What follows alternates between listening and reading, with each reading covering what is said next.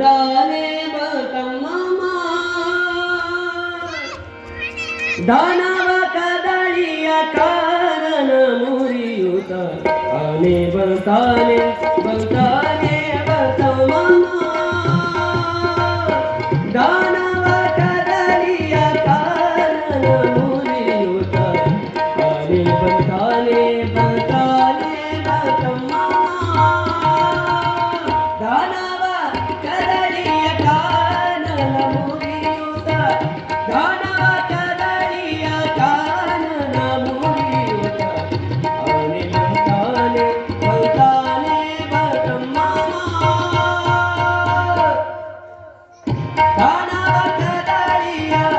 ದಾನವ ಕದಳಿಯ ಕಾನನ ಮುರಿಯುತ್ತ ಆನೆ ಬರ್ತಾನೆ ಬರ್ತಾನೆ ಬತಮ್ಮಮ್ಮ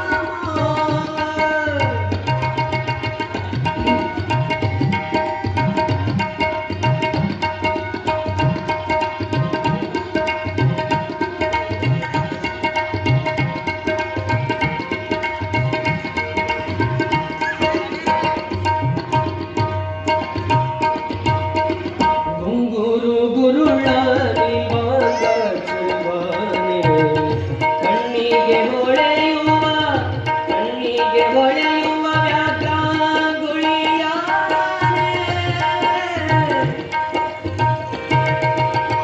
ಗುಂಗುರು ಗುರುಳ ನಿವಾಸ ಚೆಲುವಾನೆ ಕಣ್ಣಿಗೆ ಹೊಳೆಯುವ ವ್ಯಾಘ್ರಾಂಗುಳಿಯಾನೆ ಬಂಗಾರದನು ಗಂಟೆ ಶೃಂಗಾರದಾನೆ ಬಂಗಾರದನು ಗಂಟೆ ಶೃಂಗಾರದಾನೆ ಮಂಗಲ ಕಿಲಕದ ರಂಗಾನೆ ಆನೆ ಬಂದಾನೆ ಬಂದಾನೆ ಬತಮ್ಮಮ್ಮ ದಾನವ ಕದಳಿಯ ಕಾನನ ಮುರಿಯುತ್ತ ದಾನವ ಕದಳಿಯ ಕಾನನ ಮುರಿಯುತ್ತ ಆನೆ ಬರ್ತಾನೆ ಬರ್ತಾನೆ ಬತಮ್ಮಮ್ಮ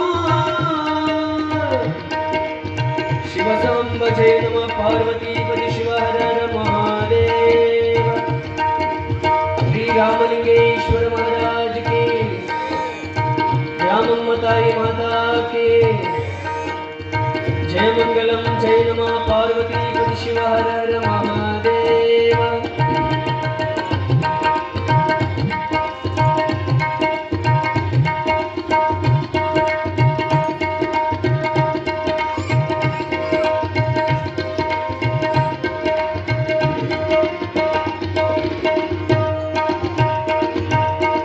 ಕೆಳದಿ ಗೋಪಿಯ ನೋಡು ಗೆಳೆತನದಾನೆ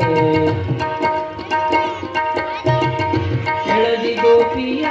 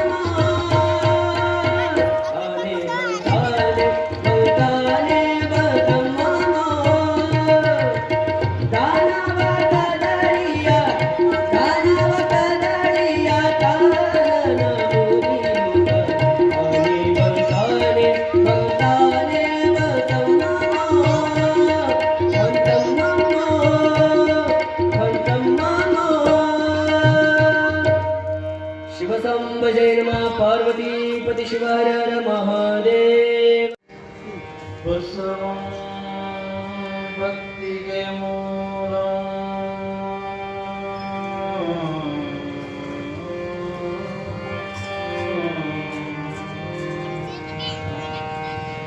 ಬಸವಂ ಕಾಲಂಗೆ ಕಾಲನನು ಕನಶಿ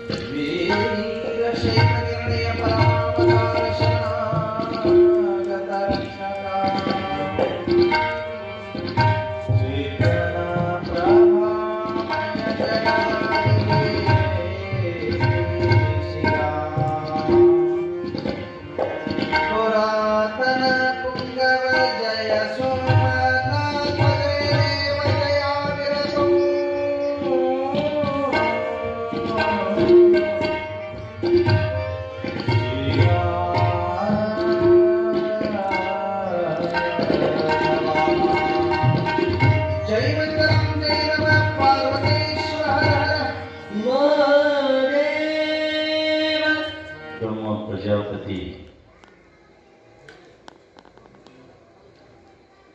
ಹೆಂಡತಿಯ ಮಾತನ್ನು ಕೇಳಿಲ್ಲ. ಪ್ರಸೂತಿ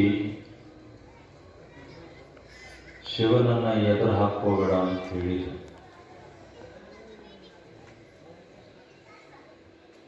ಬ್ರಹ್ಮನ ಹತ್ರ ಹೋದ, ಬ್ರಹ್ಮನು ಎದುರು ಹಾಕೋಬೇಡ ಅಂತೇಳಂದು ಆಮೇಲಿಂದ ಅವನಿಗೆ ಬೆಂಬಲವನ್ನು ನೀಡಿದ. ವಿಷ್ಣುವಿನ ಹತ್ರ ಹೋದ, ಅವನು ಬೆಂಬಲವನ್ನು ನೀಡಿದ. ಭೃಗು ಋಷಿ ಹತ್ರ ಹೋದ, ಅವನು ಬೆಂಬಲವನ್ನು ನೀಡಿದ. ದದೀಚಿ ಹತ್ರ ಹೋದಾಗ ದದೀಚಿ ಬೆಂಬಲವನ್ನು ನೀಡದೆ ಅದನ್ನು ವಿರೋಧ ಮಾಡಿ ಆ ದದೀಚಿ ದಕ್ಷ ಬ್ರಹ್ಮ ಪ್ರಜಾಪತಿಗೆ ಶಾಪವನ್ನು ನೀಡಿದ. ಈಗ ಶಾಪವನ್ನು ನೀಡಿದರೂ ಕೂಡ ದಕ್ಷ ಬ್ರಹ್ಮ ಪ್ರಜಾಪತಿ ಹಠಕ್ಕೆ ಬಿದ್ದು ಯಜ್ಞವನ್ನ ಮಾಡಿನೇ ತೀರ್ತೀನಿ ಅಂತೇಳಿ ಗಂಗಾ ನದಿಯ ದಂಡೆಯ ಮೇಲೆ ವಿಶಾಲವಾಗಿರ್ತಕ್ಕಂಥ ಹಂದರವನ್ನು ಸಜ್ಜುಗೊಳಿಸಿ, ಸಮಿತ್ತುಗಳನ್ನು ಸಜ್ಜುಗೊಳಿಸಿ, ಋತ್ವಿಜ ಪುರೋಹಿತರನ್ನ ಆಹ್ವಾನಗೊಳಿಸಿ, ಶಿವನನ್ನ ಬಿಟ್ಟು ಉಳಿದೆಲ್ಲ ದೇವತೆಗಳನ್ನ ಆಹ್ವಾನಿಸಿ ಹವಿಸ್ಸನ್ನ ಸ್ವೀಕರಿಸಲು ನಮ್ಮ ಭಾಗದೊಳಗ ನೂರಾರು ವರ್ಷ ಬದುಕಿರ್ತಕ್ಕಂಥವ್ರು ಬಹಳಷ್ಟು ಜನ ಆಗಿ ಹೋಗಿದ್ದಾರೆ. ಇದೇ ಅಣ್ಣಿಗೇರಿ ಸಮೀಪದೊಳಗ ಹೊಸಳ್ಳಿ ಒಳಗ, ಧಾರವಾಡ ಜಿಲ್ಲೆ ಅಣ್ಣಿಗೇರಿ ತಾಲೂಕು ಹೊಸಳ್ಳಿ ಒಳಗ ಬೂದಿ ಸ್ವಾಮಿಗಳು ಅಂತ ಆಗ್ಬೋದು 770 ವರ್ಷ ಬದುಕಿದ್ರು ಅಂತ ಹೇಳ್ತಾರೆ. ಅಂಕಲಿಗೆ ಅಡವಿ ಸ್ವಾಮಿಗಳು ಅಂತ ಹೋದ್ರು, ಅವರು 770 ವರ್ಷ ಬದುಕಿದ್ರು ಅಂತ ಹೇಳ್ತಾರೆ.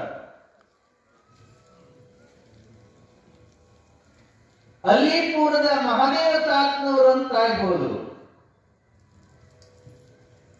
ಬಹಳ ವರ್ಷ ಆಗಿಲ್ರಿ. ಅವರು 80ರ ದಶಕದೊಳಗ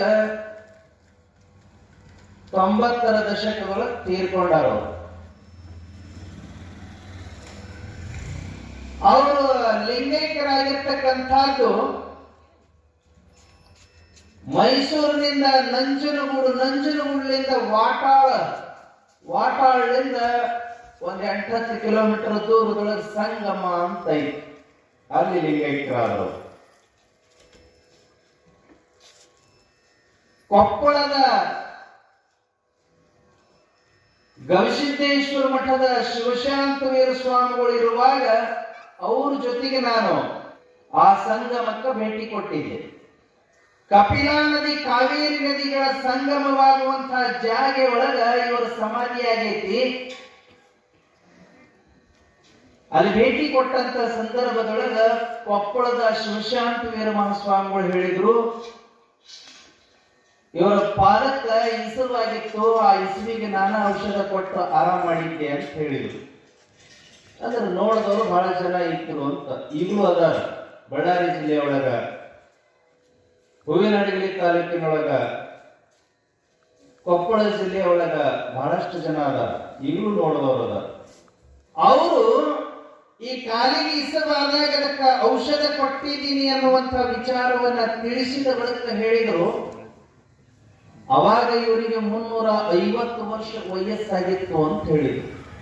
350 ವರ್ಷ ಬದುಕಿದ್ರು. ಯೋಗದ ಬಲದಿಂದ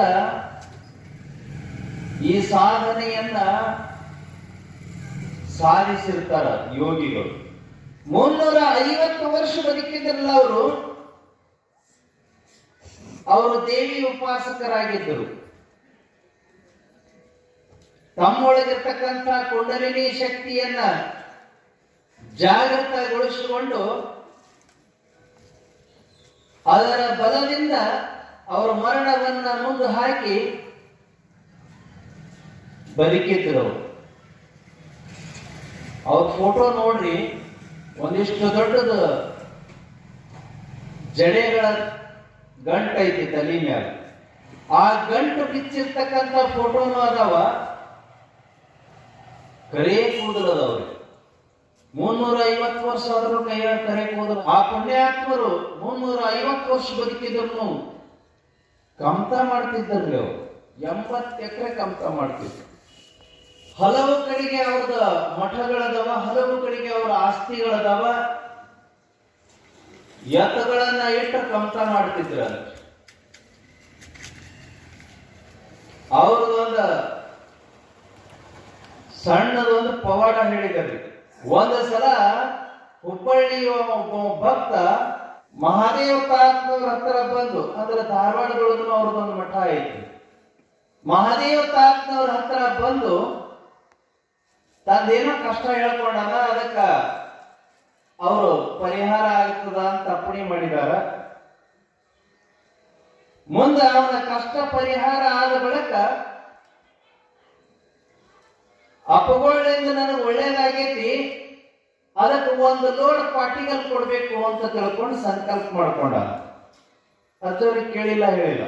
1 ಲೋಡ್ ಪಾಟಿಗಲ್ ಕೊಡ್ಬೇಕು ಅಂತ ಸಂಕಲ್ಪ ಮಾಡ್ಕೊಂಡು ಲಾರಿ ಹೇರ್ಕೊಂಡು, ಹಂಗಾಗಿ ಅವ ಪಾಟಿಗಲ್ಲ ಲಾರಿ ಒಳಗೆ ಹೇರ್ಕೊಂಡು ಕೇಳದನ್ನ ಮಠದಂತೆ ತಗೊಂಬಂದು ನಿಲ್ಲಿಸದ. ಅಪ್ಪಗಳಿಗೆ ಗೊತ್ತಾತ್ರಿ, ಮಹಾದೇವ ತಾತನವ್ರಿಗೆ ಗೊತ್ತಾತ.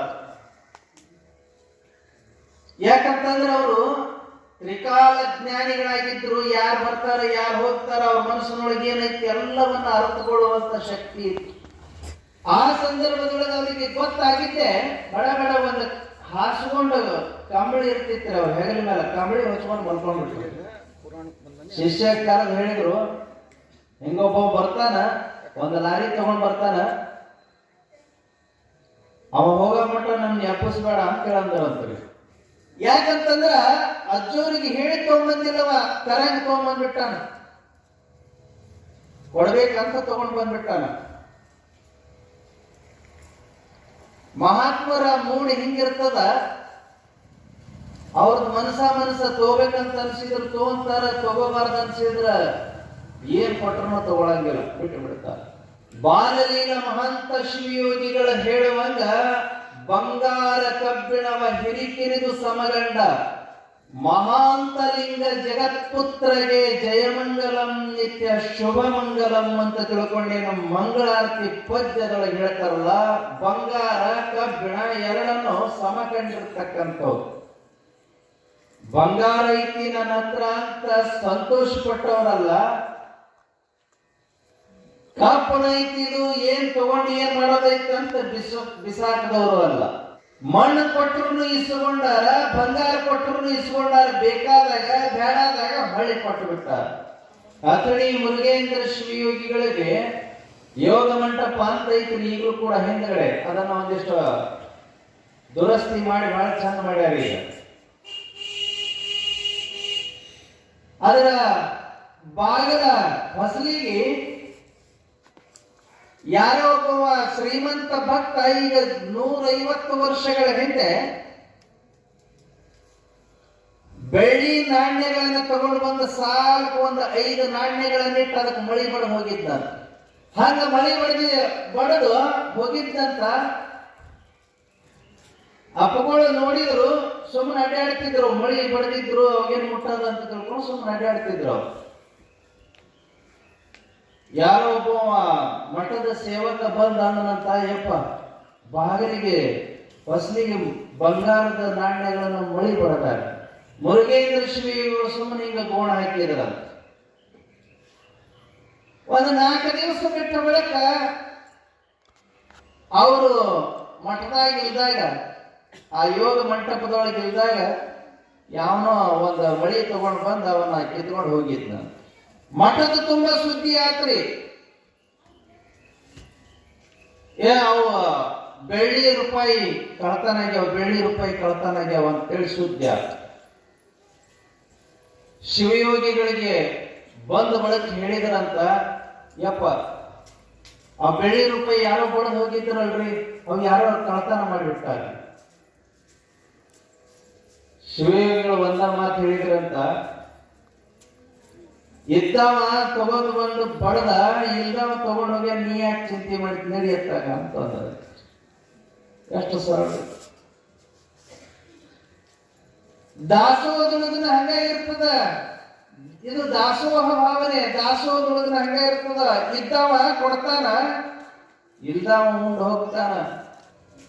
ಆ ದಾಸೋಹಕ್ಕೆ ಕೊಟ್ಟಿರ್ತಕ್ಕಂಥ ಪದಾರ್ಥಗಳನ್ನ ತೆಗೆದು ಒಳಗ ಒಟ್ಟಕೊಂಡ್ರ ಅದು ಕಳ್ಳತನ ಆಗುತ್ತದೆ ವಿನಃ ದಾಸೋಹ ಆಗಂಗಿಲ್ಲ ಅಂತ. ನಿರಾಭಾರಿ ಜಂಗಮ ಯಾವುದನ್ನು ಮನಸ್ಸಿಗೆ ಹಚ್ಕೊಳ್ಳಲ್ದಂಗೆ ನಿಶ್ಚಿಂತವಾಗಿರ್ತಾನೆ. ನಿರಾಭಾರಿ ಜಂಗಮನ ಲಕ್ಷಣ ಅದು. ಬರೋದು ಬರ್ತೈತಿ, ಹೋಗೋದು ಹೋಗ್ತೈತಿ. ಅದರೊಳಗೆ ಗಳಿಸೋದು ಏನು ಇರಂಗಿಲ್ಲ. ಸನ್ಯಾಸಿ ಲೆಕ್ಕ ಇಡಬಾರ್ದಂತ, ಸಂಸಾರಿ ಲೆಕ್ಕ ತಪ್ಪಬಾರದಂತ. ಲೆಕ್ಕ ತಪ್ಪಿದ್ರು ಅಂತ ಹೇಳಿದ್ರೆ ಸಂಸಾರ ಹಾಳಾಗ್ತದ. ಸನ್ಯಾಸಿ ಲೆಕ್ಕ ಇಟ್ಟನು ಅಂತಂದ್ರ ಆಸೆ ಹುಟ್ಟುವಂತದ. ಆಸೆ ಆ ಸನ್ಯಾಸತ್ವದ ಅಳಿವಿಗೆ ಕಾರಣ ಆಗ್ತದೆ. ಮೊನ್ನೆ ಒಬ್ಬ ಎಕ್ಸ್ಪರ್ಟ್ ಹೇಳ್ತಿದ್ದ, ಶ್ರೀಮಂತ ಯಾರು ಅಂತ ಪ್ರಶ್ನೆ ಮಾಡಿದ್ರ, ಯಾರು ದುಡಿದಿದ್ದನ್ನ ಲೆಕ್ಕದಂತೆ ತನಗಷ್ಟೇ ಬೇಕಷ್ಟ ಖರ್ಚು ಮಾಡಿ ಹೆಚ್ಚಿನ ಪ್ರಮಾಣದೊಳಗೆ ಉಳಿಸುವಂತನಲ್ಲ, ಅವ ಶ್ರೀಮಂತ ಅಂತ. ಉಳಿಸಿಕೊಳ್ಳೋದ್ರೊಳಗೆ ಇರ್ತದ. ಲೆಕ್ಕ ತಪ್ಪಲ್ದಂಗೆ ಜೀವನ ಮಾಡೋದ್ರೊಳಗೆ ಶ್ರೀಮಂತಿಕೆ ಇರ್ತದ. ಅದಕ್ಕ ಆ ಅಲಿಪುರ ಮಹಾದೇವ ತಾತ್ನವರ ಮಠಕ್ಕ ಅವೇನು ಪಾಟಿಗೆಲ್ಲ ತಗೊಂಡು ಬಂದ ತಕ್ಷಣನೇ ಮಹಾತ್ಮರ ಮನಸ್ಸಿಗೆ ಬಂದಂಗ ಅವ್ರು ಬದುಕುವಂತ, ಅವ್ರಿಗೆ ಸರಿ ಕಂಡಂಗೆ ಬದುಕ್ತಾರೆ. ಇನ್ನೊಬ್ಬರಿಗೆ ಅನ್ಯಾಯ ಆಗಿರಬಾರ್ದು, ಇನ್ನೊಬ್ಬರಿಗೆ ತೊಂದರೆ ಆಗಿರಬಾರ್ದು, ಆನಂದವಾಗಿ ಬದುಕುವಂತಹದ್ದು ಕುಂಬಾರ ಹುಳ ಇದ್ದಂಗಿರ್ತಾರ್ರಿ. ಎಲ್ಲ ಮೈ ಹಚ್ಕೊಳಂಗಿಲ್ಲ. ಎಲ್ಲ ನಾನೇ ಮಾಡಿ ತೀರ್ತೀನಿ ಅಂತ ತಿಳ್ಕೊಳಂತಂದ್ರ ಕುಂಬಾರ ಹುಳ ಆಗಂಗಿಲ್ಲ, ಕೆಸರಾಗ ಬಿದ್ದು ಎಣ್ಣೆ ಆಗ್ತಾರ. ಹಂಗ ಇರುವಂತದ್ದು ನಿರಂಜನ ಜಂಗಮನ ಲಕ್ಷಣ ಅಲ್ಲ. ನಿರಂಜನ ಜಂಗಮ ಅಂತಂದ್ರ ಯಾರಿಗೂ ತೊಂದರೆ ಆಗಿರಬಾರದು, ಯಾರ ತೊಂದರೆಗಳು ಇವನ ಮೈಗೆ ಹತ್ತಿರಬಾರದು. ನಿರಂಜನ ಜಂಗಮ, ನಿಶ್ಚಿಂತನಾಗಿ ಕುಂಬಾರ ಹೊಳ ಇದ್ದಂಗಿರಾಮ. ಅದು ದೀಪ ತಾನೇ ಪ್ರಜ್ವಲಿಸ್ತಾ ಇರಬೇಕು. ಅದರ ಬೆಳಕಿನೊಳಗೆ ಬರೋರು ಬರ್ತಾರ, ಕತ್ತಲ್ದಾಗ ಇರ್ತೀವ ಅನ್ನೋರು ಕತ್ತಲದೊಳಗೆ ಇರ್ತಾರ. ದೀಪನ ಮುತ್ತು ಕೊಡ್ತೀನಿ ಅಂತ ತಿಳ್ಕೊಂಡು ಹೋಗಿರ್ತಕ್ಕಂಥ ಹುಳ, ಪತಂಗ ಹುಳ ಸುಟ್ಟುಕೊಂಡು ಸಾಯ್ತವೆ ವಿನಃ ದೀಪನ ಮುತ್ತು ಕೊಡಕ್ ಆಗಂಗಿಲ್ಲ. ಮಳೆಗಾಲದಾಗ ಬರ್ತಾವ ನೋಡ್ರಿ ಹಾರಾಡ್ಕೊಂತ ದೀಪದ ಹುಳ, ಸುಟ್ಟುಕೊಂಡು ಸಾಯ್ತಾವ. ದೀಪನ ಉಣ್ಣಾಕು ಬರಂಗಿಲ್ಲ, ಮುತ್ತು ಕೊಡಾಕೂ ಬರಂಗಿಲ್ಲ. ಆ ದೀಪ ಎಲ್ಲರಿಗೂ ಬೆಳಕು ಕೊಡ್ತದ, ಬೆಳಕು ಅಷ್ಟ ಅನುಭವಿಸ್ಬೇಕು. ಹಂಗ ನಿರಂಜನ ಜಂಗಮ ಅಂತಂದ್ರ, ನಿರಂಜನ ಜಂಗಮ ಅಂತಂದ್ರ ದೀಪ ಇದ್ದಂಗ ಭಕ್ತರು ಬರ್ಬೇಕು. ಆ ಬೆಳಕಿನ ಪ್ರಭೆ ಒಳಗ ತಮ್ಮ ಕಷ್ಟ ನಷ್ಟಗಳನ್ನ ಕಳ್ಕೊಂಡು ಸುಖ ಅನುಭವಿಸ್ಬೇಕು. ನಮ್ಮ ಮಹಾದೇವ ತಾತನವ್ರ ಉದಾಹರಣೆ. ಹಾಸ್ಕೊಂಡು ಹೊಚ್ಕೊಂಡು ಮಲ್ಕೊಂಡು ಈ ಶಿಷ್ಯನ್ನ ಕರೆದು ಹೇಳಿದ್ರು, ಅವ ಹೋಗ ಮಟ್ಟ ನನ್ನ ಎಬ್ಬಿಸ್ಬೇಡ್ಲಿ ಅಂತ ಅಂದ್ರು. ಮಲ್ಕೊಂಡ್ರು. ಅವ ಬಂದ ನೋಡ್ದ, ಅಪ್ಪಗಳು ಮಲ್ಕೊಂಡಿದ್ರು. ದೂರಿಂದ ನಮಸ್ಕಾರ ಮಾಡ್ದ. ಶಿಷ್ಯರಿಗೆ ಕೇಳ್ದ, ಯಾವಾಗ ಹೇಳ್ತಾರೆ? ಏನೋ ಗೊತ್ತಿಲ್ಲಪ್ಪ ಅಂದ್ರು. ಊಟ ಮಾಡ್ದ, ಮಠದಾಗ ಉಳ್ಕೊಂಡ, ಲಾರಿ ಅಲ್ಲೇ ನಿಂತ್ಕೊಂತ ಅಂಗಳದಾಗ 3 ದಿವಸ ಆದ್ರೂ ಹೇಳಿಲ್ಲ ಅವ್ರು. ಮಹಾತ್ಮರ ಚಿತ್ತ.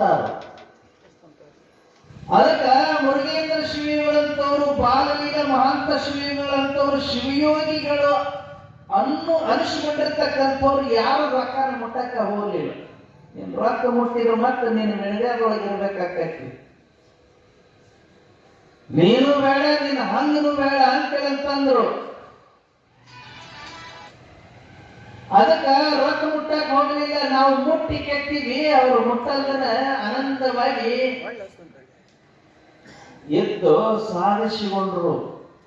ಅನು ತನು ಎಲ್ಲವನ್ನ ಸಾಧಿಸಿದರು. ಅದಕ್ಕ ಮಹಾದೇವ ತಾತ್ಮವ್ರ ಲೀಲೆನೇ ಲೀಲೆ. ಮಲ್ಕೊಂಡವ್ರು 3 ದಿವಸ ಆದ್ರೂ ಹೇಳಿಲ್ಲ. ಅವ ಬಂದ, ಹುಬ್ಬಳ್ಳಿ ಭಕ್ತ ಬಂದವ ಅಂದ, 3 ದಿವಸ ಆದ್ರೂ ಹೇಳಿಲ್ಲ. ಎಷ್ಟು ದಿವಸ ಆಕೈತೆ ಏನೋ. ಅವ್ರು ಯಾರಿಗೂ ಹೇಳ್ತಿದ್ದಿಲ್ರಿ, ಹಠಯೋಗಿಗಳು. ಅವರು ರಾತ್ರಿನೂ ಮಲ್ಕೊಂಡ್ರು, ಹಗಲು ಮಲ್ಕೊಂಡ್ರು, ಊಟ ಇಲ್ಲ, ನೀರಿಲ್ಲ, ಏನಿಲ್ಲ ಎಂತಿಲ್ಲ. ಅವ್ರಿಗೇನು ಅವಶ್ಯಕತೆನೇ ಇರಲಿಲ್ಲ ಅಂತ ಕಾಣಿಸ್ತದ ಯೋಗಿಗಳಿಗೆ.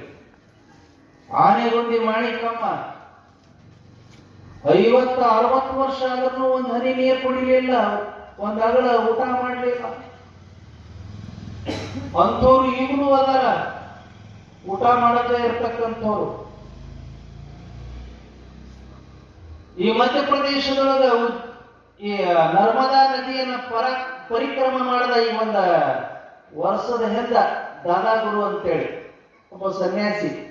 ಅದು ಒಂದು ಸುಮಾರು 3400 ಕಿಲೋಮೀಟರ್ ಏನಾಕೈತಿ ಒಂದು ಪರಿಕ್ರಮ, ನದಿಯನ್ನ ಪರಿಕ್ರಮ ಮಾಡೋದು, ಒಂದು ಪ್ರದಕ್ಷಿಣ ಹಾಕೋದು.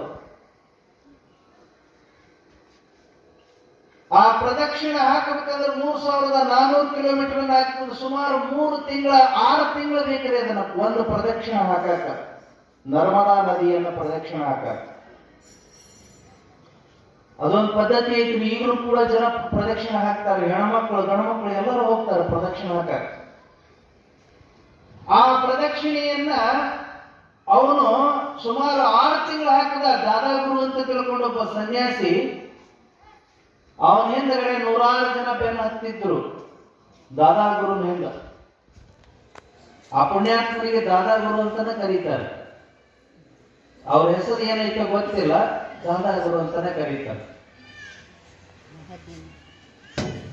ಅವನು ಒಂದು ಪ್ರದಕ್ಷಿಣೆ ಹಾಕಾಕ 1 ವರ್ಷ ಆಗಿತ್ರಿ. ಅವ ನರ್ಮದಾ ನೀರನ್ನ ಬಿಟ್ಟರೆ ಮತ್ತೇನು ತಗೊಂಡಿದ್ದಿಲ್ಲ. ಆ ಹೊಳಿ ಒಳಗಿರ್ತಕ್ಕಂಥ ನರ್ಮದಾ ನೀರು ಕುಡ್ದನ ಪ್ರದಕ್ಷಿಣೆ ಹಾಕಾಗತ್ತಿದ್ದ. ಊಟನೂ ಮಾಡಿದ್ದಿಲ್ಲ, ತಿಂಡಿನೂ ತಿಂದಿದ್ದಿಲ್ಲ, ಹಣ್ಣಿಲ್ಲ, ಜ್ಯೂಸ್ ಇಲ್ಲ, ಏನೇನೂ ಇಲ್ಲ. ಮತ್ತೆ ಎಲ್ಲರಿಗಿಂತಲೂ ಮುಂದೆ ನಡೀತಿದ್ದ, ಓಡುತ್ತಿದ್ದ, ಸುಸ್ತು ಅನ್ನೋದಿಲ್ಲ ಅವನಿಗೆ. ದಾದಾಗುರುಗ ಎಂಥ ಸಂಕಲ್ಪ ಇದು. ಭಾರತ ದೇಶನೇ ಅಂದ್ರನ್ನ ಆಶ್ಚರ್ಯ. 7 ಅದ್ಭುತಗಳಂತ ಹೇಳ್ತಾರಲ್ಲ, ಈ 7 ಅದ್ಭುತಗಳು ಏನು ಅವನ ವಿಚಾರ ಮಾಡಿ ನೋಡಿದ್ರೆ ಹೌದೋ ಅಲ್ಲೋ ಅಂತ ತಿಳ್ಕೊಂಡು ಸಂಶಯ ಬರಬಹುದೇನೋ. ಆದ್ರೆ ಭಾರತ ದೇಶವನ್ನ 7 ಅದ್ಭುತ ಅಲ್ಲ, 7,000 ಅದ್ಭುತ ಅಂತಂದ್ರೂ ತಪ್ಪಾಗಂಗಿಲ್ಲ ಅಂತ. ಭಾರತ ಒಂದು ನೆರೆ ಹಾಕಲ್ರಿ. ವಿಚಿತ್ರವಾಗಿರ್ತಕ್ಕಂಥ ಸಂಕಲ್ಪಗಳದಾವ ಇಲ್ಲಿ ಭಾರತದೊಳಗ. ವಿಚಿತ್ರವಾದಂತ ಮಹಾತ್ಮರದಾರ, ಜನ ಅದಾರ, ಜನರ ಆಚರಣೆಗಳದಾವ, ಭಾಷೆಗಳದಾವ, ಸಂಸ್ಕೃತಿ ಐತಿ, ಸಂಸ್ಕಾರ ಐತಿ. ಇಲ್ಲಿನ ಮಣ್ಣಿನ ಕಣಕಣಕ್ಕೂ ಸಂಸ್ಕಾರ ಐತಿ, ಗಾಳಿಗೆ ಸಂಸ್ಕಾರ ಐತಿ, ನೀರಿಗೆ ಸಂಸ್ಕಾರ ಐತಿ, ಮನುಷ್ಯನ ಜೀವನಕ್ಕೂ ಸಂಸ್ಕಾರ ಐತಿ. 16 ಸಂಸ್ಕಾರಗಳಂತೇಳಿ 16 ಸಂಸ್ಕಾರಗಳನ್ನ ಕೊಡ್ತಾರ. ಒಂದು ಮಗು ಹುಟ್ಟುತ್ತಂತಂದ್ರೆ ಸಾಯೋ ತನಕ 16 ಸಂಸ್ಕಾರಗಳು. ಸಂಸ್ಕಾರ ಇರಲಿಲ್ಲ ಅಂತೇಳಂತಂದ್ರ ಭಾರತದೊಳಗ ಮನುಷ್ಯನಿಗೆ ಮನುಷ್ಯ ಅಂತ ಕರೆಯೋದೇ ಕಷ್ಟ ಅನ್ನುವ ರೀತಿ ಒಳಗ ಸಂಸ್ಕಾರ ಈ ಸಂಸ್ಕೃತಿಯೊಳಗ ಬೆಳಕೊಂಡು ಬಂದೈತಿ. ಹಾಗಾಗಿ ಭಾರತದ ಸಂಸ್ಕೃತಿ ಒಳಗ ಹುಟ್ಟಿರ್ತಕ್ಕಂಥ ಒಬ್ಬೊಬ್ಬ ಮಹಾತ್ಮನು ಒಂದೊಂದು ಲೀಲೆ ಒಳಗ ಬದುಕಿರ್ತಕ್ಕಂಥದ್ದು. ಅದರೊಳಗ ನಮ್ಮ ಮಹಾದೇವ ತಾತನು ಒಂದು ಲೀಲೆ ಒಳಗಿರ್ತಕ್ಕಂಥವ 3 ದಿವಸ ಆದ್ರೂ ಹೇಳಲಿಲ್ಲ, ನೋಡ್ಲಿಲ್ಲ. ಆ ಭಕ್ತನಿಗೆ ಬ್ಯಾಸರ ಇನ್ನು ಎಷ್ಟು ದಿವಸ ಹೋಗ್ತೈತೋ ಏನೋ ಗೊತ್ತಿಲ್ಲ. 3 ದಿವಸ ಆಯ್ತು ನಾ ಕುತ್ಕೊಂಡು. ಲಾರಿ ಹಂಗ ನಿಂತ್ಕೊಂಡೈತಿ. ಆ ಲಾರಿದ ಬಾಡಿಗೆ ಏನು, ಅದು ಏನು, ಇದೇನು ಅಂತ ತಿಳ್ಕೊಂಡು ಬಡ ಬಡ ಪಾಟಿಗಲ್ಲ ಅನ್ಲೋಡ್ ಮಾಡಿ ನೆಲಕ್ಕ ಇಲ್ಲೇ ಮಠದ ಅಂಗಳದೊಳಗೆ ಇಳಿಸಿ ನಾವು ಗಾಡಿ ತಗೊಂಡು ಹೋಗೋಣ ಅಂತ ಅವ್ರು ಎದ್ದ ಬಳಕ ಎಲ್ಲರ ಹೊಂದಿಸ್ಕೊಂತಾರ ಅಂತ ತಿಳ್ಕೊಂಡು ವಿಚಾರ ಮಾಡಿ ಆಳ ಹಚ್ಚಿ ಅವನ್ನ ಇಳಿಸ್ಬಿಡ್ರಪ್ಪ ಅಂತ ತಿಳ್ಕೊಂಡಂತಂದ. ಆಯ್ತು ನಿಂತು ತಿಳ್ಕೊಂಡಂದ 4 ಜನ ಆಳುಗಳು ನಿಂತ್ಕೊಂಡು ಲಾರಿ ಒಳಗಿಂದ ಒಂದು ಪಾಟಿಗಾಲ ಎತ್ತಿ ಕೆಳಗೆ ನಿಂತಿರ್ತಕ್ಕಂಥ ಮನುಷ್ಯನ ಆಳಿನ ಕೈಯಾಗ ಕೊಡ್ಬೇಕು. ಅವ ಆಳ ತಗೊಂಡು ನೆಲಕ್ಕಿಟ್ಟ ತಕ್ಷಣ ಪಟ್ ಅಂತ ಹೊಡೆಬಹುದು. ಒಂದು ಲೋಡ್ ಪಾಟಿಗೆಲ್ಲ ನೆಲಕ್ಕಿಡ ಚಲೋ ಇರ್ತಿದ್ವು, ನೆಲಕ್ಕಿಟ್ಟ ತಕ್ಷಣ ಹೊಡಿತಿದ್ವು, ಪೂರ್ತಿ ಹೊಡೆಬಹುದು. ಮತ್ತೆ 8 ದಿವಸ ಬಿಟ್ಟು ಬಂದು ಅಪ್ಪಗಳಿಗೆ ಭೇಟಿ ಆದಂತ ಮಹಾದೇವ ತಾತನವರಿಗೆ ನಿನಗೆ ಯಾರು ತಗೊಂಬಂದಿದ್ರು ಕೇಳಿ ತರಬೇಕು, ಕೇಳಿ ತರಲಿಲ್ಲ ಅಂದ್ರೆ ಹಿಂಗಾಕೈತೆ ಅಂತಂದ್ರ ಅಂತವ್ರು. ಮಹಾತ್ಮರನ್ನ ಕೇಳಿನೇ ಅವ್ರಿಗೇನಾದ್ರೂ ಸಮರ್ಪಣೆ ಮಾಡ್ಬೇಕು ಅಂತಂದ್ರೆ ಮಾಡ್ಬೇಕ್ರಿ, ಒತ್ತಾಯ ಮಾಡಬಾರದು. ಎಲ್ಲಿವರೆಗೂ ಒಬ್ಬ ಮಹಾತ್ಮ ಸಾಧಕ ಶಿವಯೋಗಿ ಮನಸಾಪೂರ್ತಿ ನಿಮ್ಮ ಮನೆಯೊಳಗ ತನ್ನಿಚ್ಛೆ ಬಂದು ಪಾದ ಇಡ್ತಾನ, ಅವಾಗ ನಿಮ್ಮ ಮನೆ ಉದ್ಧಾರ ಆಗ್ತದ. ಒತ್ತಾಯದಿಂದ ಕರ್ಕೊಂಡು ಹೋದ್ರ ಸುಮ್ಮನೆ ಬಂದು ಹೋಗ್ತಾರೆ ವಿನ ಯಾವ ಫಲನೂ ಇರಂಗಿಲ್ಲ ಅಂತ. ಆ ರೀತಿ ಒಳಗ್ರಿ 350 ವರ್ಷ ಬದುಕಿರ್ತಕ್ಕಂಥವ್ರು, 700 ವರ್ಷ ಬದುಕಿರ್ತಕ್ಕಂಥವ್ರು ಇದ್ರು. ಅದೇ ರೀತಿ ಒಳಗೆ ಚಾಂಗದೇವ 1400 ವರ್ಷ ಬದುಕಿದ್ದ. ಅವನ ಚರಿತ್ರೆಯನ್ನು ಒಂದು ಹಾಡು ಕೇಳಿದ ನಂತರ ಮುಂದುವರಿಸೋಣ. ಜೈ ಮಂಗಲಂ, ಜೈ ನಮಃ ಶಿವಸಾಂಬ ಜೈ ನಮಃ ಪಾರ್ವತೀಪತಿ ಶಿವ ಹರ ಹರ ಮಹಾದೇವ. ಕಳ್ಳತನ ಮಾಡಬಾರದು ಎಲೆ ಮನವೇ,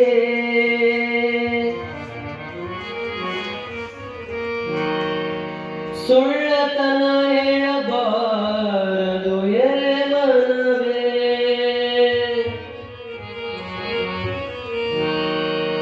ಬಲ್ಲಂತ ಜ್ಞಾನಿಗಳು ಬಲ್ಲಷ್ಟು ಹೇಳಿದರ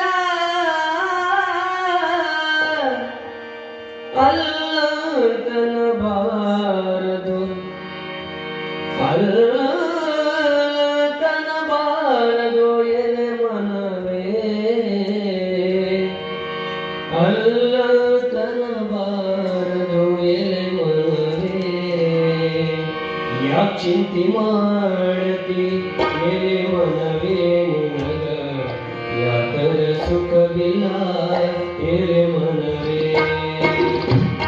ಚಿಂತೆ ಮಾಡತಿ ಎಲೆ ಮನವೇ ಯಾಕರ ಸುಖವಿಲ್ಲ ಎಲೆ ಮನವೇ ಲೋಕನಾಥನ ಧ್ಯಾನವ ಮಾಡಿ ಲೋಕನಾಥನ ಧ್ಯಾನವ ಮಾಡಿ ಸಾಕಾರ ಮಾಡಿಕೊಂಡು ಇರು ಮನವೇ ಸಾಕಾರ ಮಾಡಿಕೊಂಡು ಇರು ಮನವೇ ಯಾಕೆ ಚಿಂತೆ ಮಾಡಲಿ ಎಲೆ ಮನವೇ ಯಾಕರ ಸುಖವಿಲ್ಲ ಎಲೆ ಮನವೇ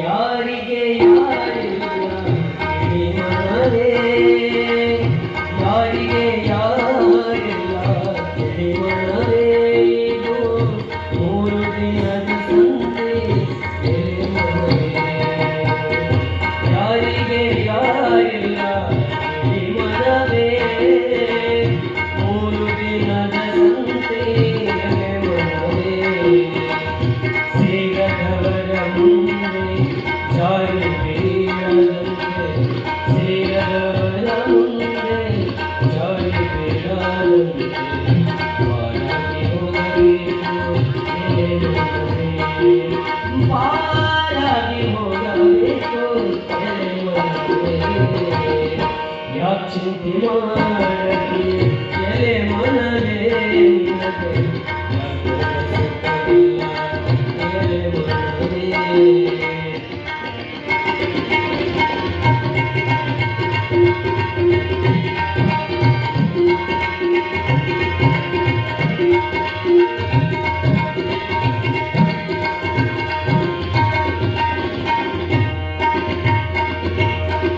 ಕಳ್ಳತನ ಮಾಡಬಾರದು ಎಲೆ ಮನವೇ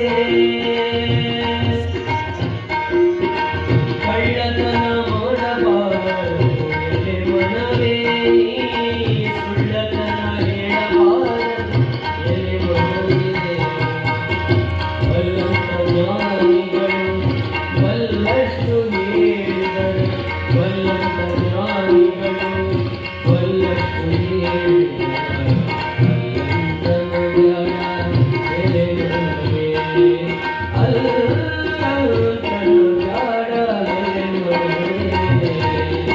ಯಾಕೆ ಚಿಂತೆ ಮಾಡಲಿ ಎಲೆ ಮನವೇ ಯಾಕರ ಸುಖವಿಲ್ಲ ಎಲೆ ಮನವೇ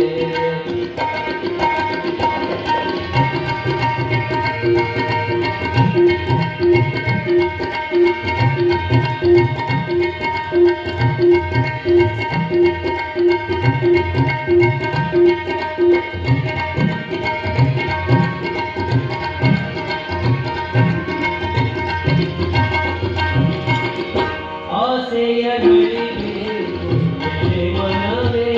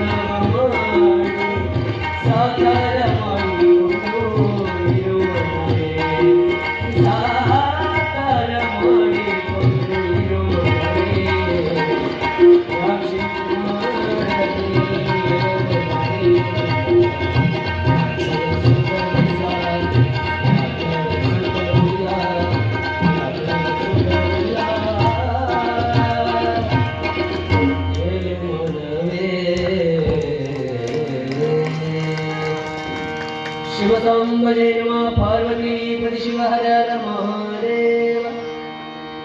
वीरभद्रेश्वर महाराज की, रामलिंगेश्वर महाराज की जय मंगलम। जय नमः पार्वतीपति शिव हर हर महादेव। ಮೀನಾಕ್ಷಿ ಬಾಳಿ ಎನ್ನುವಂಥವ್ರು ಭಾಗಶಃ ಈಗ ರಿಟೈರ್ಡ್ ಪ್ರೊಫೆಸರ್ ಅವರು ಕಡ್ಕೋಳ ಮಡಿವಾಳಪ್ಪನ ಮೇಲೆ PhD ಮಾಡಿದರು ಕಲಬುರಗಿ ವಿಶ್ವವಿದ್ಯಾಲಯದಲ್ಲಿ. ಕಡ್ಕೋಳ ಮಡಿವಾಳಪ್ಪನ ಹಾಡು ಅಂತಂತಂದ್ರೆ ಕೆಲವೊಂದಿಷ್ಟು ಬಾಣ ಹೊಡೆದಂಗೂ ಅದಾವ, ಕೆಲವೊಂದಿಷ್ಟು ಮೃದುವಾಗಿ ಉಪದೇಶ ಮಾಡದಂಗೂ ಅದಾವ. ಆ ಕಡ್ಕೋಳ ಮಡಿವಾಳಪ್ಪನ ರಚನೆಯಾಗಿರ್ತಕ್ಕಂಥ ಈ ಹಾಡು ಮನಸ್ಸಿಗೆ ಉಪದೇಶ ಮಾಡಿರ್ತಕ್ಕಂಥ ಹಾಡು ಸುಂದರವಾಗಿತ್ತು. ನಮ್ಮ ಗವಾಯಿಗಳಿಗೆ ಇನ್ನೊಂದು ಚಪ್ಪಾಳೆ ಇರಲಿ. ಹಿಡಿದು ಚಬಕ ಮಾಡ್ಕೊಂಡು ಆ ಹುಲಿಗೆ ಹೊಡ್ಕೋತ ಅಡ್ಡಾಡ್ತಿದ್ದ, ಹುಲಿ ಮೇಲೆ ಕುತ್ಕೊಂಡು. ಚಾಂಗದೇವನಿಗೆ ಖೇಚರ ವಿದ್ಯೆ ಇತ್ತು ಅಂತ ತಿಳ್ಕೊಂಡು ಅನಿಸ್ತದೆ. ಖೇಚರರು ಅಡ್ಡಾಡದಂಗ ಆಕಾಶ ಮಾರ್ಗವಾಗಿ ಅಡ್ಡಾಡ್ತಿದ್ದನು ಅಂತ ತಿಳ್ಕೊಂಡು ಹೇಳ್ತೈತಿ. ಯಾಕಂತಂದ್ರೆ ಭಾರತದೊಳಗ ಇರುವಂತ ವಿದ್ಯೆಗಳು ಅದ್ಭುತವಾದಂಥ ವಿದ್ಯೆಗಳು. ಅದೇ ಹೇಳಿದ್ನಲ್ರಿ, ಮೊನ್ನೆ ದಿವಸ ಒಬ್ಬ ನಾಗಾ ಸಾಧು ಬಂದಿದ್ದ ಮಠಕ್ಕ, 8 ಜನ ಬಂದಿದ್ರು ಅಂತ ಹೇಳಿದ್ ನೋಡ್ರಿ. ಅದೇನದು ಅಡಿಕೆ ಬೆಟ್ಟ ನನ್ನ ಕೈಯೊಳಗ ಕೊಟ್ಟು ನನ್ನ ಕೈಯೊಳಗೆ ಹಿಡ್ಕೊಂಡಿದ್ದೀನಿ, ಕಣಕಟ್ಟು ಮಾಡಾಕ ಸಾಧ್ಯ ಇಲ್ಲ, ಹಿಡ್ಕೊಂಡಿದ್ದೀನಿ. ಅಡಿಕೆ ಬೆಟ್ಟ ಅಂತ ತಿಳ್ಕೊಂಡು ಅದನ್ನ ಕರೆಕ್ಟ್ ಆಗಿ ಎಡಗೈಲಿಂದ ಹಿಂಗೆ ಇಟ್ಕೊಂಡು ಮತ್ತೆ ಮುಚ್ಕೊಂಡಿದ್ದೀನಿ. ಊದ್ರಿ ಅಂತಂದ ಫೂ ಫೂ ಮಾಡಿ ಕೈ ಬಿಟ್ರ ಆ ಅಡಿಕೆ ಬೆಟ್ಟ ಹೋಗಿ ಒಂದು ಗ್ಲಾಸಿಂದ ಲಿಂಗು ಆಗಿತ್ತು. ವಿದ್ಯೆ ಇಲ್ಲ ಅಂತ ಹೆಂಗಂತೀರಿ? ಇದು ಇಂಥ ವಿದ್ಯೆ ಭಾರತದೊಳಗ ಇನ್ನೂ ಜೀವಂತವಾಗಿ ಐತಿ ಅನ್ನೋದಕ್ಕ ಸಾಕಷ್ಟು ಜನ ಇಂಥ ವಿದ್ಯೆಗಳನ್ನ ಪ್ರಯೋಗ ಮಾಡ್ತಾ ಇರ್ತಾರ. ಹಂಗ ಖೇಚರ ಮಾರ್ಗ, ಪಿಪೀಲಿಕಾ ಮಾರ್ಗ ಅಂತ ತಿಳ್ಕೊಂಡು ಮಾರ್ಗಗಳದಾವ್ರಿ ಸಾಧನೆ ಒಳಗ. ಎಲ್ಲಕ್ಕಿಂತಲೂ ದೊಡ್ಡದ ಆಕಾರ ಆಗತಕ್ಕಂಥದ್ದು ಒಂದು ಸಾಧನೆ ಐತಿ, ಎಲ್ಲಕ್ಕಿಂತಲೂ ಸಣ್ಣದಾಗಿರ್ತಕ್ಕಂಥದ್ದು ಆಕಾರ ಆಗತಕ್ಕಂಥ ಸಾಧನೆನೂ ಐತಿ. ಅಣುವಿಗಿಂತ ಅಣು ಆಗೋದು ಬೃಹತ್ತಿಗಿಂತಲೂ ಬೃಹತ್ ಆಗುವಂತ ಸಾಧನ ಅದು. ಅದೇನೋ ಲಂಕೆಯೊಳಗ ರಾವಣ ಹನುಮಂತನನ್ನ ಹಗ್ಗದಿಂದ ಕಟ್ಟಿ ಹಾಕಿದ್ದನಂತ್ರಿ. ಹಗ್ಗದಿಂದ ಕಟ್ಟಿ ಹಾಕಿದ್ರ ಹನುಮಂತ ತನ್ನ ಶರೀರವನ್ನ ಬೆಳೆಸಿ ಬೃಹತ್ ಮಾಡಿಕೊಂಡನಂತ. ಕಟ್ಟಿರ್ತಕ್ಕಂಥ ಕಟ್ಟುಗಳೆಲ್ಲ ಚಟ ಚಿಟಿಲು ಅಂತ ತಿಳ್ಕೊಂಡು ಹರಿದು ಹೋದ್ವು.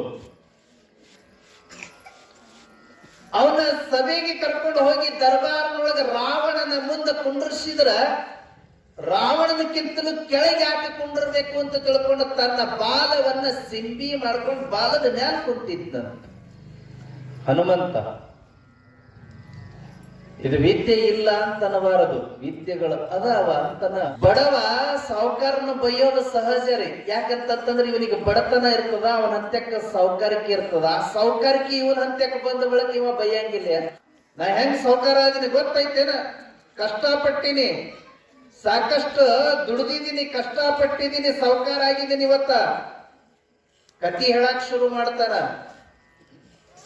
ಮುಂಚೆ ಅದೇ ಬಡವ ಬಡವ ಇರುವಂತ ಸಂದರ್ಭದೊಳಗ ಶ್ರೀಮಂತರ ಸೌಕರ್ಯನ ಬೈತಿದ್ದ, ದೇವರನ್ನು ಬೈತಿದ್ದ. ದೇವರ ಅಂಥವ್ರಿಗೆ ಕೊಡ್ತಾರ, ನಮ್ಮಂಥವ್ರಿಗೆ ಕೊಡಂಗಿಲ್ಲ. ಅವ್ರಿಗೇನು ಸುಡೋದು ಅಷ್ಟೈತಿ, ದಾನ ಮಾಡ್ಬೇಕು ಅಷ್ಟೈತಿ ಇಷ್ಟೈತಿ ಎಲ್ಲ ಮಾತಾಡ್ತಾನ. ತನಗ ಶ್ರೀಮಂತಿಕೆ ಬಂದಾಗ ಈ ಮಾತುಗಳು ಬರಂಗಿಲ್ಲ. ಹಾಗಾಗಿ 1400 ವರ್ಷ ಬದುಕಿರ್ತಕ್ಕಂಥ ಚಾಂಗದೇವ ಹುಲಿ ಮ್ಯಾಲ ಕುತ್ಕೊಂಡು ಹಾವಿನ ಚಮಕ ಹಿಡ್ಕೊಂಡು ಆಕಾಶ ಮಾರ್ಗವಾಗಿ ಅಡ್ಡಾಡ್ತಿದ್ನ.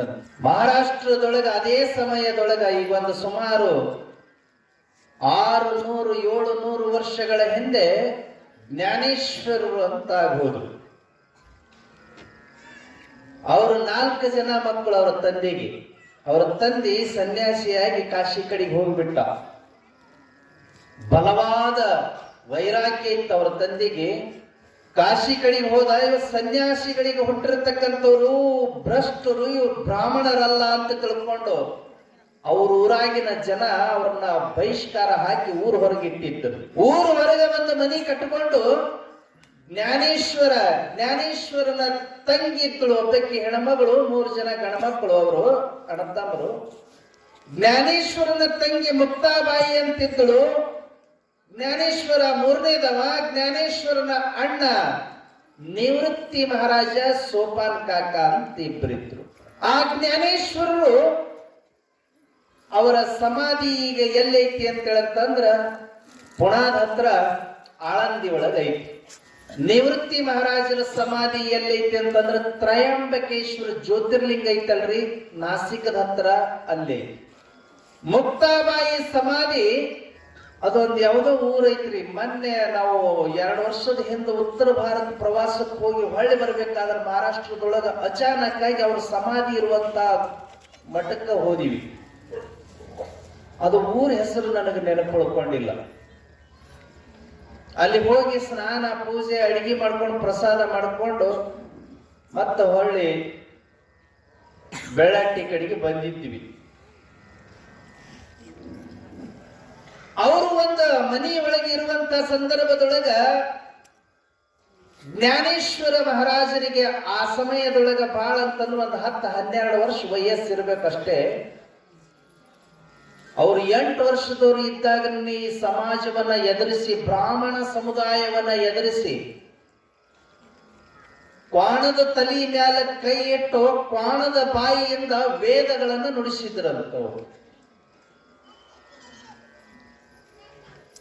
ಅವರು ಭಗವದ್ಗೀತೆಗೆ ಭಾಷೆಯನ್ನ ಬರೆದರು. ಅದಕ್ಕೆ ಜ್ಞಾನೇಶ್ವರಿ ಅಂತ ಹೆಸರಿಟ್ಟಾರ. ಮಹಾರಾಷ್ಟ್ರದೊಳಗೆ ಜ್ಞಾನೇಶ್ವರಿ ಅಂತೇಳಂತಂದ್ರೆ ಬಹಳ ಪ್ರಸಿದ್ಧ. ಮನೆಯಲ್ಲಿಯೂ ಪಠಣ ಮಾಡ್ತಾರ. ನೀವು ಹೆಂಗ ದೇವಿ ಪುರಾಣ ಪಾರಾಯಣ ಮಾಡ್ತೀರಿ ಆ ರೀತಿ ಒಳಗೆ ಅಲ್ಲಿ ಪಾರಾಯಣ ಮಾಡ್ತಾರ. ಆ ಜ್ಞಾನೇಶ್ವರರ ಕ್ವಾಣದ ತಲೆ ಮ್ಯಾಲ ಕೈ ಇಟ್ಟು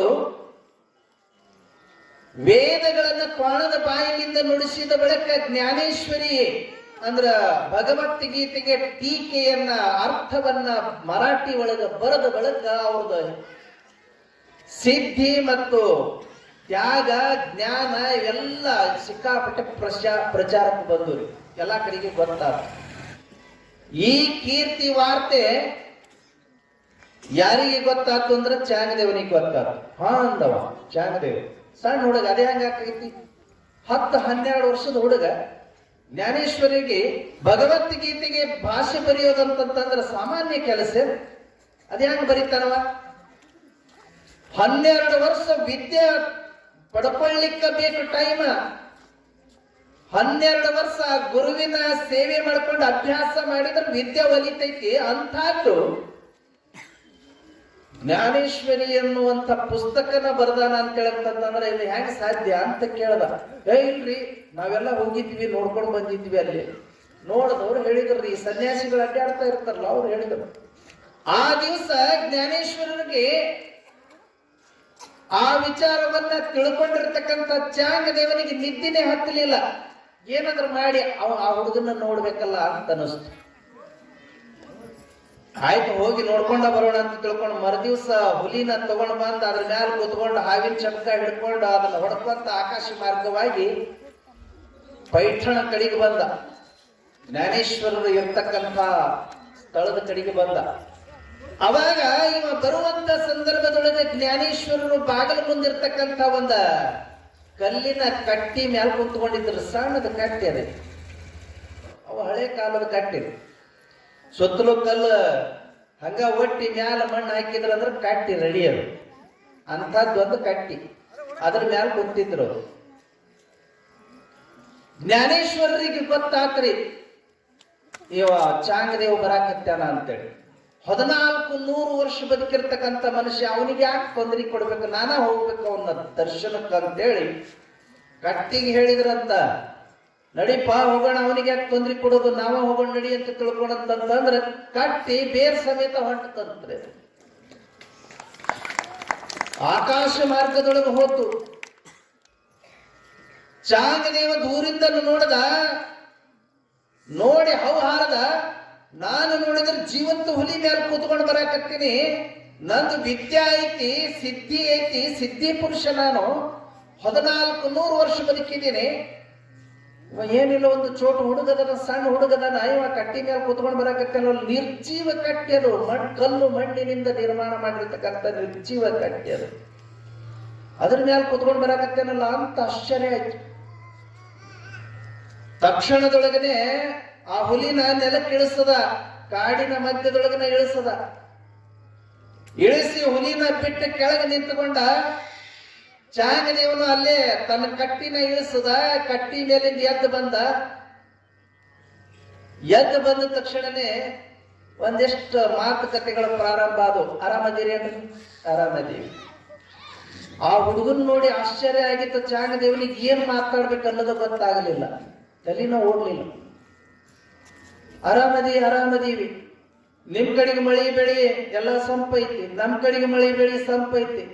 ಈಗ ಬಂದ್ರೇನೋ ಮುಗಿದು ಆಯ್ತು, ನಾ ಹೋಗ್ತೇನೆ. ಚಾಂಗದೇವ ಹೊಂಟ.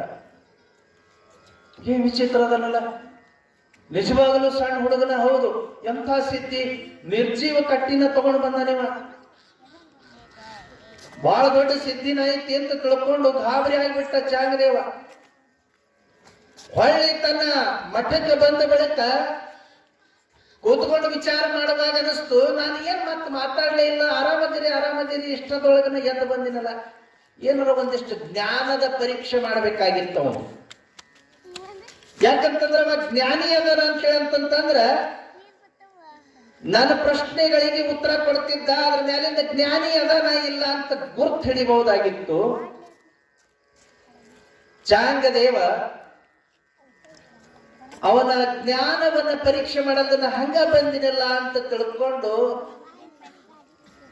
ಬೇಜಾರ್ನಿಂದ ತನ್ನೊಳಗನ ಗೊಣಕೊಂತ ಕೂತ್ಕೊಂಡ. ಅವಾಗ ಚಾಂಗದೇವ ಒಂದು ಉಪಾಯ ಮಾಡದ. ನಮ್ಮ ಶಿಷ್ಯನ ಕೈಯೊಳಗೆ ಒಂದು ಪತ್ರ ಬರೆದು ಕಳಿಸಿದ್ರೆ ಹೆಂಗಾಗ್ತದ, ಇದಕ್ಕೆ ಉತ್ತರ ಕೊಡ್ಲೇಕವ.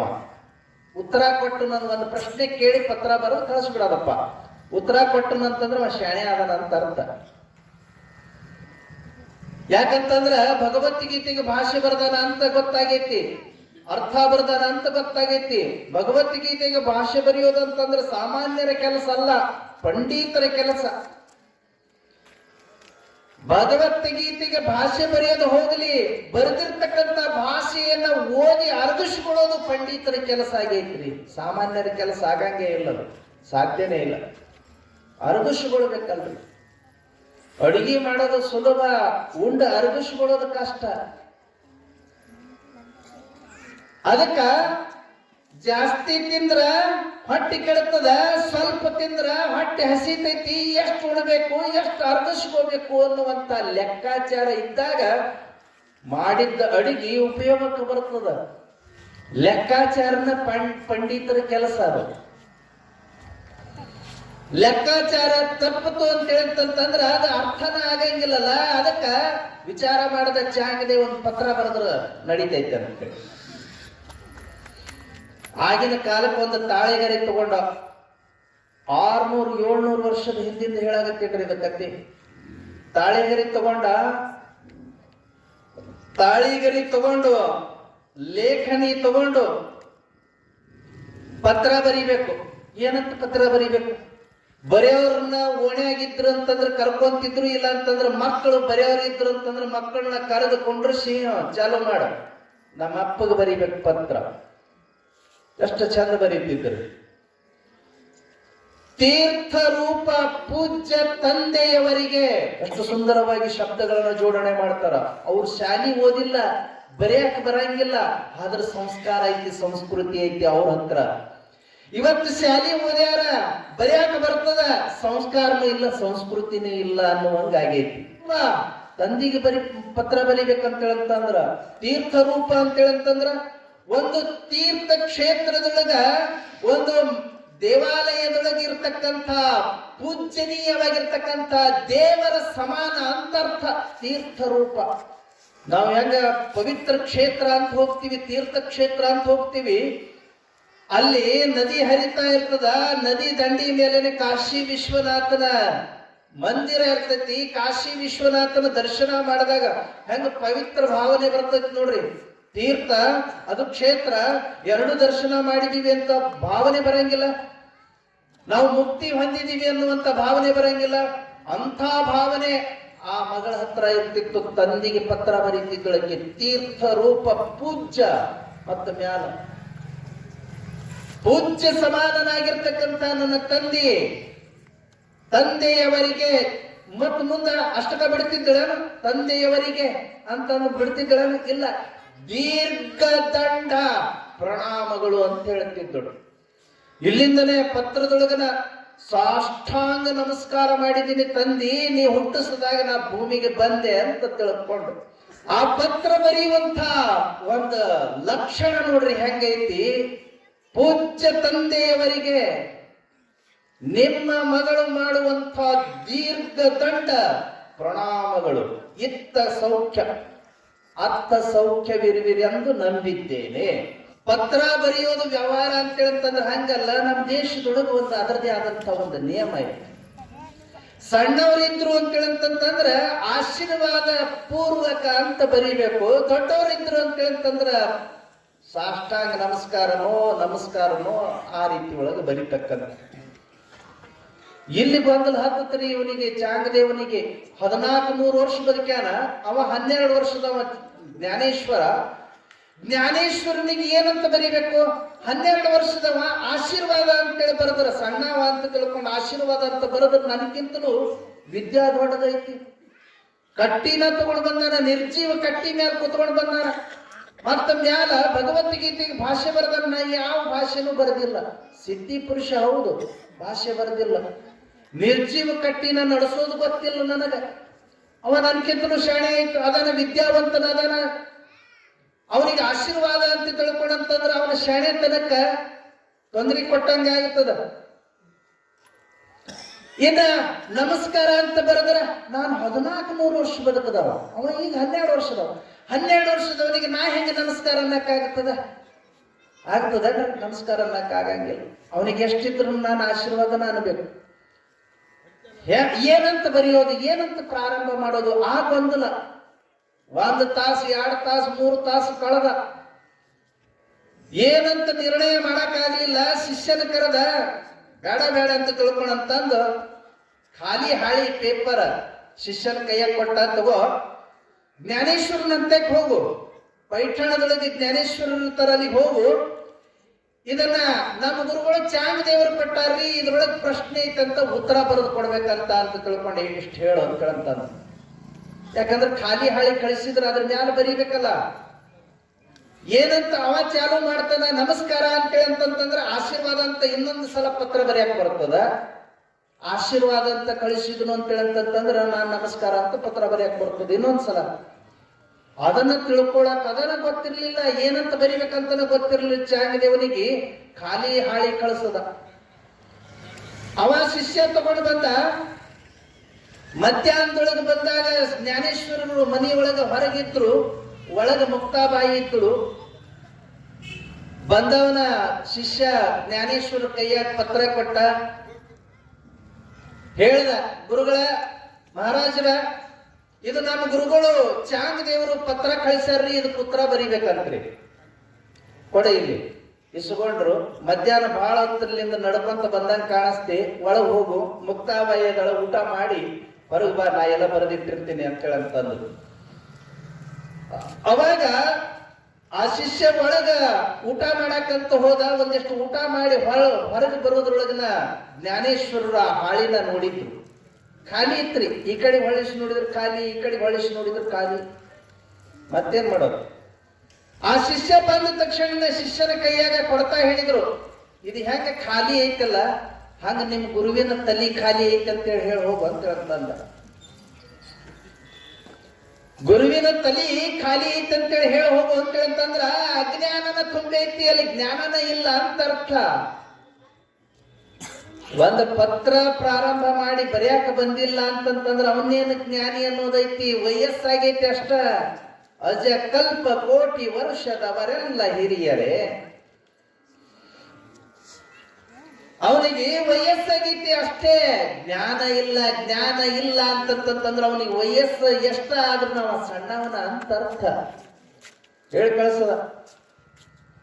ಬಂದು ಆ ಪತ್ರವನ್ನ ಗುರುವಿನ ಕೈಯಾಗ ಕೊಡ್ತಾ ಹೇಳ್ತಾನವ ಶಿಷ್ಯ, ಗುರುಗಳ ಚಾಂಗದೇವರಿಗೆ ಹೇಳ್ತಾನ ಶಿಷ್ಯ, ಗುರುಗಳ ಇದು ಹೆಂಗ್ ಖಾಲಿ ಐತಿ, ಹಂಗ ನಿಮ್ ತಲೆ ಖಾಲಿ ಐತಿ ಅಂತ ಹೇಳಿ ಕಳಿಸ್ಯಾರ್ರಿ ಅಂದ. ಜರ್ರ ತಿಳಿದು ಹೋದ್ರಿ ಅವನ ಅಹಂಕಾರ. 1400 ವರ್ಷ ಬದುಕಿದ್ದೀನಿ ನಾನು, ಸಿದ್ಧಿ ಪುರುಷ, ನಾನು ಹುಲಿ ಮ್ಯಾಲ ಕುತ್ಕೊಂಡು ಅಡ್ಡಾಡ್ತೀನಿ ಅನ್ನೋದು ಎಲ್ಲ ಇಳಿದು ಹೋಗ್ಬಿಡುತ್ತೆ. ಇಳಿದು ಹೋತು. ನಾನು ಹೋಗಿ ಅವನ ದರ್ಶನ ಮಾಡೇ ಬರಬೇಕು, ಅವನ ಶಿಷ್ಯತ್ವ ವಹಿಸ್ಬೇಕು ಅಂತ ತಿಳ್ಕೊಂಡು ಓಡೋಡಿ ಬಂದ. ಜ್ಞಾನೇಶ್ವರ ಕುಂತಿದ್ರು, ಸಾಷ್ಟಾಂಗ ನಮಸ್ಕಾರ ಹಾಕದ. ನನ್ನ ವಯಸ್ಸು ಮುಖ್ಯ ಅಲ್ಲ, ನಿನ್ನ ಜ್ಞಾನ ಮುಖ್ಯ, ನೀನು ಜ್ಞಾನಿ ಅದಿ, ನನಗೆ ದೀಕ್ಷಾ ಗುರು ಆಗು ಅಂತೇಳಿ ಅಂತಂದ. ಅವಾಗ ಜ್ಞಾನೇಶ್ವರರು ಹೇಳ್ತಾರ ಚಾಂಗದೇವನಿಗೆ, ನಾ ದೀಕ್ಷಾ ಕೊಡಂಗಿಲ್ಲ, ನಾ ಕೊಡಾಕ ನಿನಗೆ ದೀಕ್ಷಾ ನಾ ಯಾರು? ಒಳಗ್ ನನ್ನ ತಂಗಿ ಅದಾಳ ನೋಡ, ಅಕ್ಕಿನ ಕಡೆಯಿಂದ ದೀಕ್ಷಾ ತಗೋ ಹೋಗು ಅಂತೇಳಿ ಅಂತಂದ. ಪರೀಕ್ಷೆ ಹೆಂಗಿರ್ತದ ನೋಡ್ರಿ, ಜ್ಞಾನದ ಪರೀಕ್ಷೆ ಇದು. ಹೆಂಗಿರ್ತದ? ಚಾಂಗದೇವ ಒಳಗ್ ಹೋದ, ಎಲ್ಲದಳ ಮುಕ್ತಾಬಾಯಿ ಅಂತ ತಿಳ್ಕೊಂಡು ಒಳಗ್ ಹೋದ. ಒಳಗ್ ಬರಾಕತ್ತೇನಂತ ಗೊತ್ತಾದ ತಕ್ಷಣ ಆಕಿ ಮುಕ್ತಾಬಾಯಿ ಏನು ಬಹಳ ವಯಸ್ಸಿನಕ್ಕಿ ಇರಲಿಲ್ಲ, 10 ವರ್ಷದ ಮಗಳು. ಅಕಿ ಅಂತ ಜ್ಞಾನಿ, 10 ವರ್ಷದ ಮಗಳು ಅಕಿ ಅಂತ ಜ್ಞಾನಿ. ಮೈ ಮ್ಯಾಲಿನ ಬರ ಬಟ್ಟಿ ಬಿಚ್ಚಿ ಬೆತ್ತಲೆಯಾಗಿ ನಿಂತುಕೊಂಡಳು ಅಡಿಗೆ ಮನೆಯೊಳಗೆ. ಇವ ಒಳಗ್ ಹೋದ, ನೋಡಿದ ತಕ್ಷಣ ಕಣ್ಣು ಮುಚ್ಕೊಳ್ಳ, ಚೀ ಚೀ ಚೀ ಏನಿದು ಅಂತೇಳಂತಂದ. ಅವಾಗ ಮುಕ್ತಾಬಾಯಿ ಹೇಳ್ತಾಳ, ನಿನ್ನ ಕಣ್ಣಾಗಿನ ಕಾಮನ ಕಳ್ಕೊಂಡಿಲ್ಲ ಅಂತಂದ್ರೆ ನೀನ್ ದೀಕ್ಷಾ ಕೊಡಂಗಿಲ್ಲ, ನಡಿ ಹೋಗು ಅಂತ ಹೇಳ್ತಾಳ.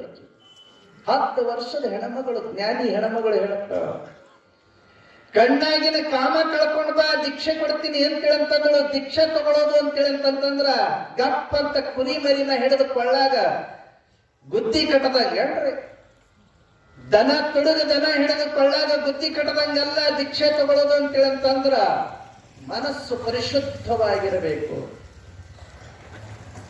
ಮುಕ್ತಾಬಾಯಿ ಹೇಳಿದಳು ಚಾಂಗದೇವನಿಗೆ, 1400 ವರ್ಷ ಬದುಕಿದ್ದೀನಿ ಅನ್ನೋದಷ್ಟ.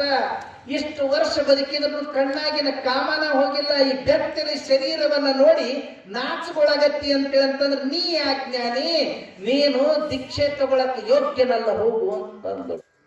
ಅಹಂಕಾರ ಮತ್ತನಾಗಿರ್ತಕ್ಕಂಥ ನಾ ಇಷ್ಟು ವರ್ಷ ಬದುಕಿದ್ದೀನಿ, ಇಷ್ಟು ಹಿರಿಯ, ಇಷ್ಟು ಸಿದ್ಧಿ ಪಡೆದೀನಿ ಅನ್ನುವಂತ ಅಹಂಕಾರ ಮತ್ತನಾಗಿರ್ತಕ್ಕಂಥ ಚಾಂಗದೇವನ ಅಹಂಕಾರ ಇಳಿದು ಹೋಗ್ತು.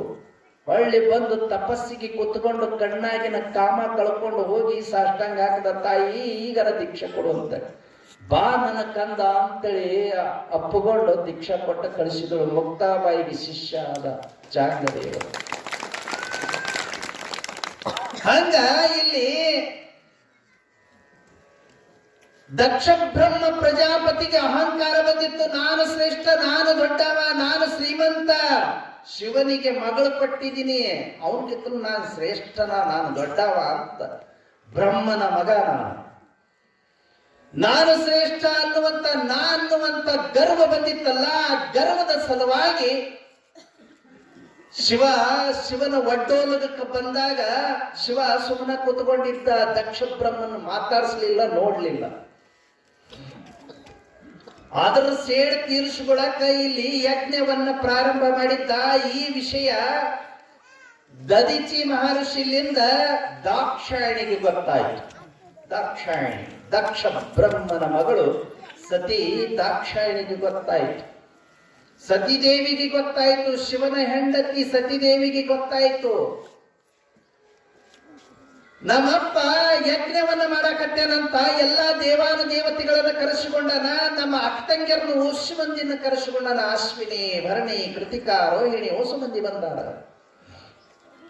ನನ್ನ ಕರೆಸಿಲ್ಲಲ್ಲ ನಮ್ಮಪ್ಪ, ನನ್ನ ಮೇಲೆ ಯಾಕೆ ಇಷ್ಟು ಸಿಟ್ಟು? ನನಗೆ ಹೇಳಿಲ್ಲಲ್ಲ ನಮ್ಮಪ್ಪ, ಅಂತ ದೊಡ್ಡ ಯಜ್ಞವನ್ನ ಮಾಡಾಕತ್ತೇನ, ಅಂತ ದೊಡ್ಡ ಪೂಜೆಯನ್ನ ಮಾಡಾಕತ್ತೇನ, ನನ್ನ ಬಿಟ್ಟ ಮಾಡಾಕತ್ತೇನಲ್ಲ ಅಂತ ಬಹಳ ದುಃಖ ಆತ. ಅವ ಕರೀಲಿಲ್ಲ ಅಂದ್ರೆ ಏನಾಯ್ತು? ನನ್ನ ತವ್ರ ಮನೆ ನಾ ಹೋಗ್ತೀನಿ. ಎಲ್ಲರೂ ಬಂದಿರ್ತಾರೆ, ಎಲ್ಲರ ಮುಖ ನೋಡ್ದಂಗ ಆಗ್ತದೆ, ಎಲ್ಲರೂ ಮಾತಾಡ್ಸದಂಗ ಆಗ್ತದ.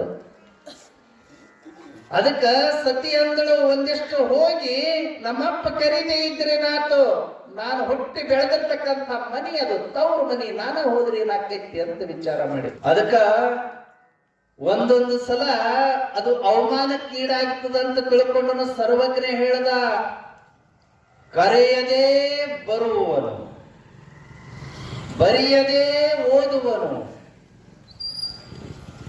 ಆ ಸರ್ವಜ್ಞ ಸುಮಾರು 100 ವರ್ಷಗಳ ಹಿಂದೆನೆ ಈ ಮಾತನ್ನ ಹೇಳ್ದ. ಏನೋ ತಗೊಂಡು ಹೊಡಿಬೇಕು ಅಂತ ತಿಳ್ಕೊಂಡು ಹೇಳ್ದ. ಕರೆಯಲ್ದನ ಬರ್ತಕ್ಕಂಥವ್ರಿಗೆ ಅದು ಸಾರ್ವಜನಿಕ ಕಾರ್ಯಕ್ರಮ ಆಗಿತ್ತು ಅಂತ ಹೇಳಂತಂದ್ರ ಕರೆಯಲ್ದನ ಬರಬಹುದು, ನಡೀತೈತಿ. ಪುರಾಣಕ್ಕೆ ಬಂದಿರಿ, ನಿಮ್ಗೆ ಯಾರ ಕರೆದಾರೇನು? ಬಂದಿರಿ, ಇದು ನಡೀತೈತಿ, ಇದು ಗೌರವ, ಇದು ಆನಂದ, ಇದು ಜ್ಞಾನ ಸಂಪತ್ತು ಸಿಗತಕ್ಕಂಥ ಜಾಗ. ಇಲ್ಲಿ ಕರಿಬೇಕಾಗಿಲ್ಲ. ಕೆಲವೊಂದು ಜಾಗದೊಳಗೆ ಕರೆಯಲ್ದನ ಹೋಗಬಾರದು. ಅವ್ರು ಕರೆದಾಗ ಅಷ್ಟೇ ಹೋಗಬೇಕ ಅಂದ್ರೆ ಗೌರವ ಇರ್ತೈತಿ. ಇಲ್ಲ ಅಂತಂದ್ರೆ ಅವರು ಇವ್ರಿಗೆ ಕರೆದೇ ಇಲ್ಲ, ಇವ್ ಯಾಕೆ ಬಂದು ಅನ್ನೋ ಲೆಕ್ಕದೊಳಗ ನಿಮ್ಮನ್ನ ನೋಡ್ತಕ್ಕಂಥವ್ರಾಗಿರ್ತಾರ. ಅವಾಗ ನಿಮ್ಮ ಮಾನ ಮರ್ಯಾದೆ ಇಲ್ದಂಗ ಆಗುತ್ತದ. ಆ ಮಾನಕ್ಕ ಮರ್ಯಾದೆಗೆ ಧಕ್ಕೆ ಬರುವಂತ ರೀತಿ ಒಳಗಿರುವಂತ ಸಿಚುವೇಶನ್ ಒಳಗ ಹೋಗಬಾರದು ಅಂತ. ಅದಕ್ಕ ಸತಿ ವಿಚಾರ ಮಾಡಿದಳು, ನಮ್ಮಪ್ಪ ಅಷ್ಟು ದೊಡ್ಡ ಕಾರ್ಯಕ್ರಮ ಇಟ್ಟುಕೊಂಡಾನ ಅಂತಂತಂದ್ರೆ ನಾವು ಹೋಗುದ್ರೊಳಗೆ ತಪ್ಪೇನೈತಿ ವಿಚಾರ ಮಾಡಿದ್ರು. ಹೋಗಕ್ ತಯಾರಾಗೇ ಬಿಟ್ರು. ಗಂಡನ ಕೇಳ್ಬೇಕಲ್ಲ ಒಂದು ಮಾತು. ಗಂಡಗೆ ಕೇಳಿ ನಾ ತವ್ರ ಮನೆಗೆ ಹೋಗಿ ಬರ್ತೀನಿ ಅಂತ ತಿಳ್ಕೊಂಡ ಕೇಳಿ ಹೋಗಬೇಕಲ್ಲ, ಒಂದು ಪದ್ಧತಿ. ಅದಕ್ಕ ಜನಪದ ಹಾಡುಗಾರರು ಬಹಳ ಚಂದ ಹೇಳಿದ್ರಿ. ತವರಿಗೆ ಹೋಗಿ ಬರ್ತೀನಿ ನನ್ನ ರಾಯ ಅಂತ ತಿಳ್ಕೊಂಡು ಏನೋ ಒಂದು ಹಾಡದು, ಜನಪದ ಹಾಡು ನೋಡೋಣ. ಒಂದು ಜನಪದ ತವರಿಗೆ ಹೋಗಿ ಬರ್ತೀನಿ ನನ್ನ ರಾಯ ಇಲ್ಲ ಅಂತ ಬ್ಯಾರೆದೈತಂತ ತದ್ದವನು ನೋಡೋಣ ಹೆಂಗೈತಿ. ಜೋರಾಗಿ ಜಯಘೋಷ ಹಾಕ್ರಿ. ಶಿವಸಾಂಬ ಜಯ ನಮಃ ಪಾರ್ವತಿ ಪತಿ ಶಿವ ಹರ ಹರ.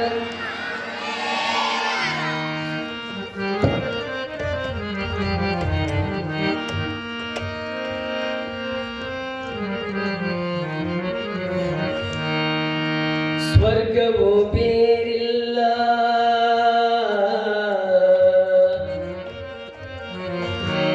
ಸ್ವರ್ಗವೋ ಬೇರಿಲ್ಲ, ಕೇಳಿ ಹಾವೇರಿ ಜಿಲ್ಲಾ.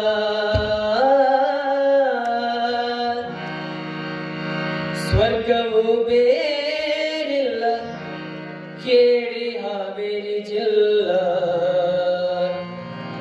ನೀರಲಗಿ ಗ್ರಾಮದಂಗ ಇನ್ನೊಂದಿಲ್ಲ,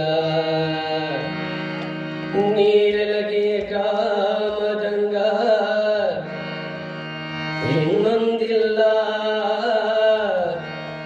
ಭಕ್ತಿ ಭಾವ ಕೈಯಲ್ಲಿ, ಭಕ್ತಿ ಭಾವ ಕೈಯಲ್ಲಿ ಕೊರತೆ ಇಲ್ಲ, ಭಕ್ತಿ ಭಾವ ಕೈಯಲ್ಲಿ ಕೊರತೆ ಇಲ್ಲ. ಗಂಡ ಹೆಂಡಿರು ಚಂದ, ಗಂಧ ಕುಂಕುಮ ಚಂದ,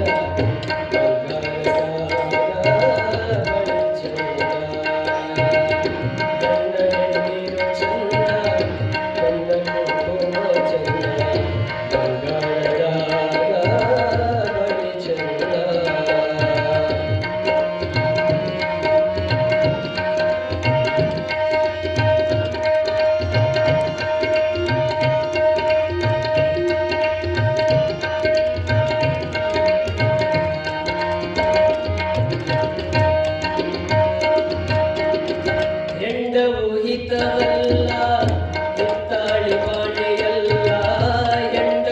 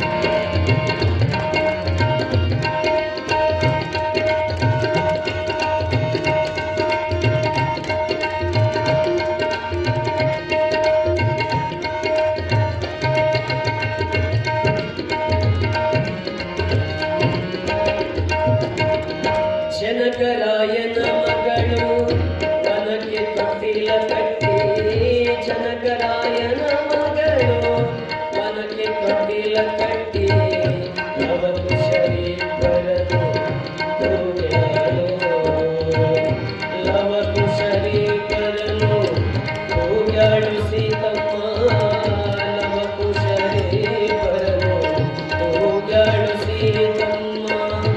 ನಗು ನಗುತ್ತವನ ವಾಸ, ನಗು ನಗುತ್ತವನ ವಾಸ ಕಳೆದಾಳೋ, ನಗು ನಗುತ್ತವನ ವಾಸ ಕಳೆದಾಳೋ. ಗಂಡ ಹೆಂಡಿರು ಚಂದ, ಗಂಡ ಕುಟುಂಬ ಚಂದ, ಬಂಗಾರದಾಗ ಬಳಿ ಚಂದ.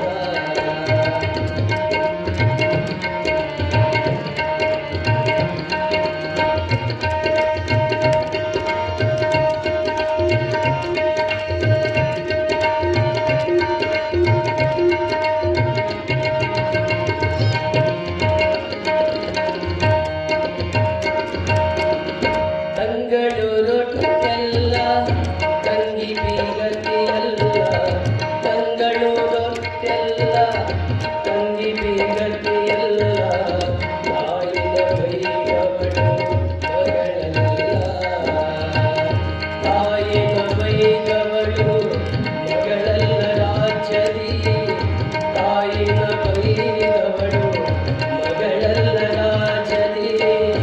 ಗಂಡನ ಬೈದವಳು, ಗಂಡನ ಬೈದವಳು ಗರತಿಯಲ್ಲ, ಗಂಡನ ಬೈದವಳು ಗರತಿಯಲ್ಲ. ಗಂಡ ಹೆಂಡಿರು ಚಂದ, ಗಂಡ ಕುಟುಂಬ ಚಂದ, ಬಂಗಾರದಾಗ ಬಳಿ ಚಂದ.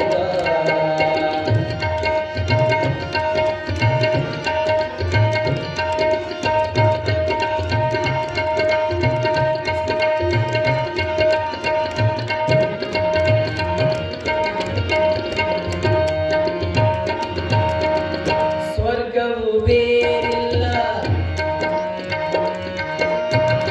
ಆ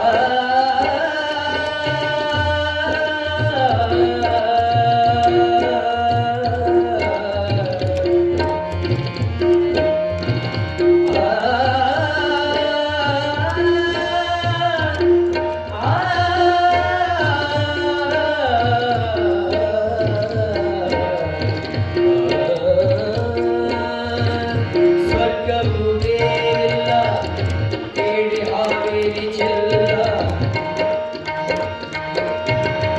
ಸ್ವರ್ಗವು ಬೇರಿಲ್ಲ, ಕೇಳಿ ಹಾವೇರಿ ಚೆಲ್ಲ.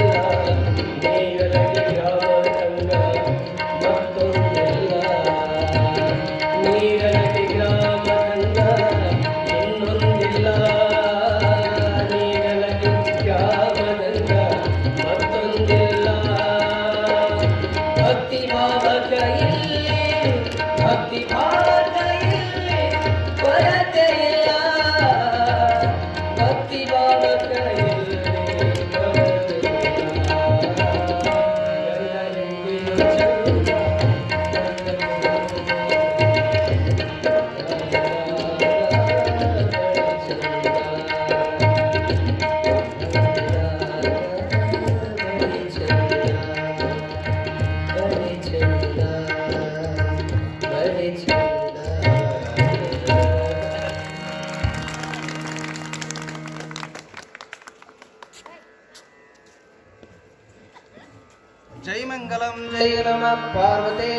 ಹರ ಹರ ಮಹಾದೇವ. ಜೋರಾಗಿ ಜಯಘೋಷ ಮಾಡ್ರಿ ಕಂಡೆ वीरभद्रेश्वर महाराज की, दाक्षायणी माता की, भद्रकाली माता की जय मंगलम जय नमः पार्वती शिव हर हर महादेव. ಸತಿದೇವಿ ದ್ರಾಕ್ಷಾಯಣಿ ಶಿವನ ಹೆಂಡತಿ ಶಿವನ ಹತ್ರ ಬಂದು ಪ್ರಾರ್ಥನೆ ಮಾಡಿದಳು. ನನ್ನ ರಾಯ, ನಾನು ತವ್ರ ಮನೆಗೆ ಹೋಗಿ ಬರ್ತೀನಿ, ನನ್ನ ಕೊಟ್ಟು ಕಳಿಸು ಅಂತಂದಳು. ಶಿವ ಅಂದ, ಈ ಸಮಯದೊಳಗೆ ನೀನು ಹೋಗೋದು ಉಚಿತ ಅಲ್ಲ ಅಂತಂದ.